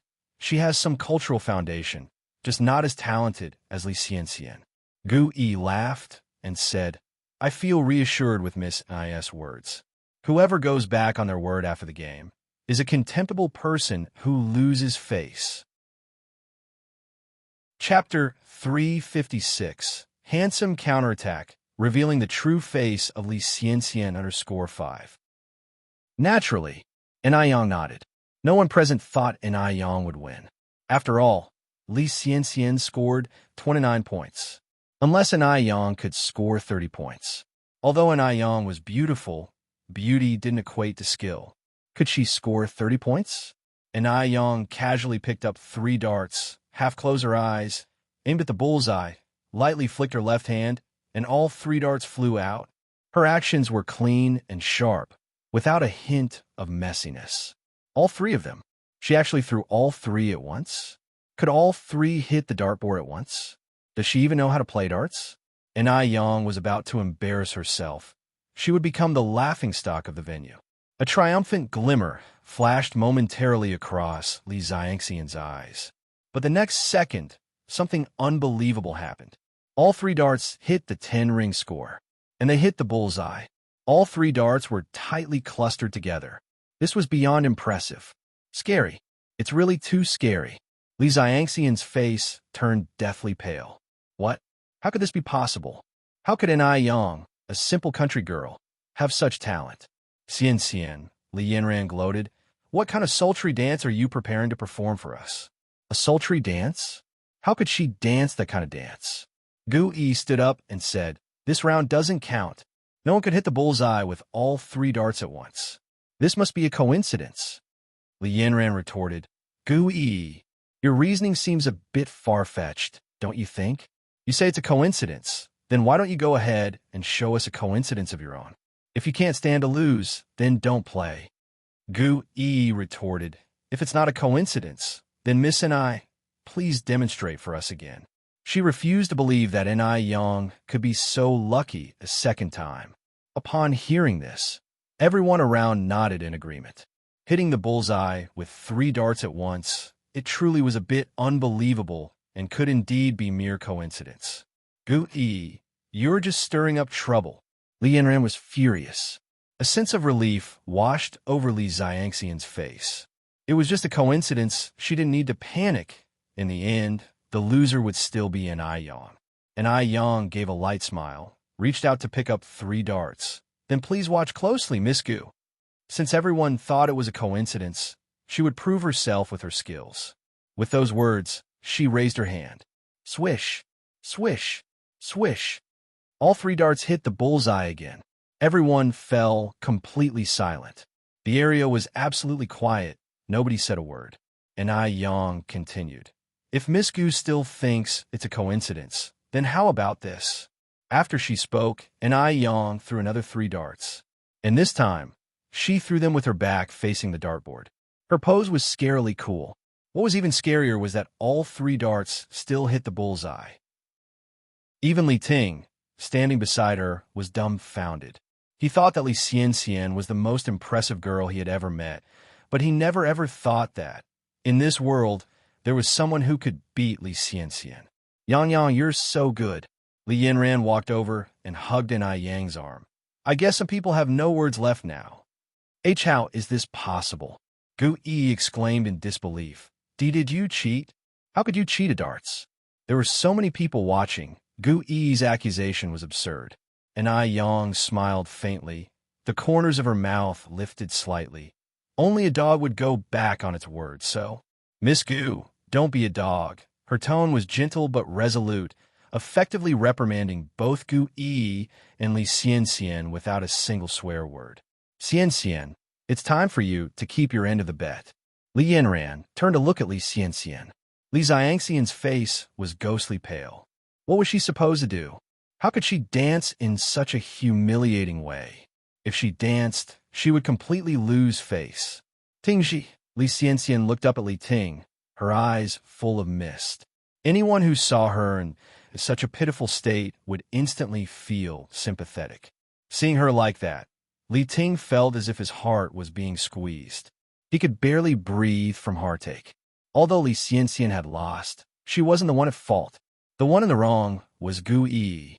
Gu Yi should never have suggested such an outrageous bet. Xianxian, don't worry.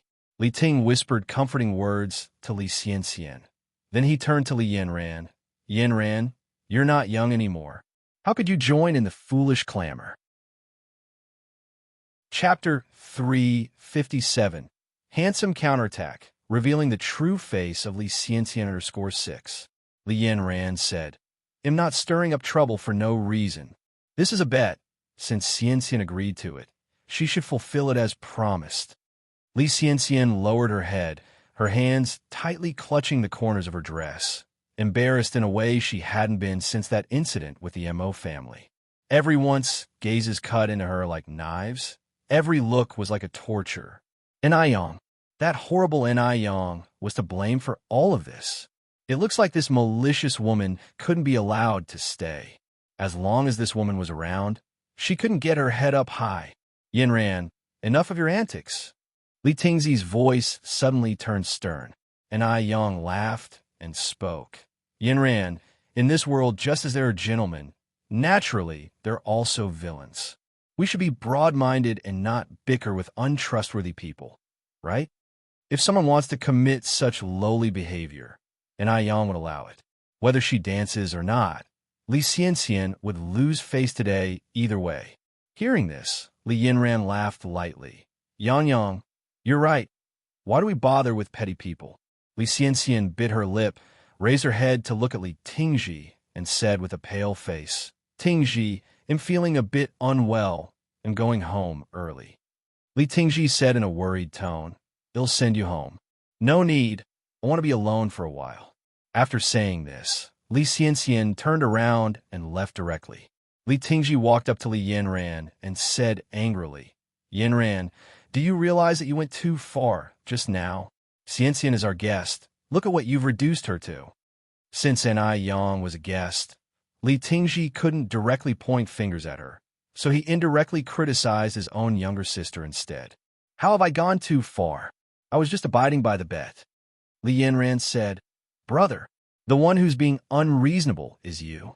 You know that Li Xianxian is a guest, but Yang Yang is also a guest who I invited. Li Tingji choked up.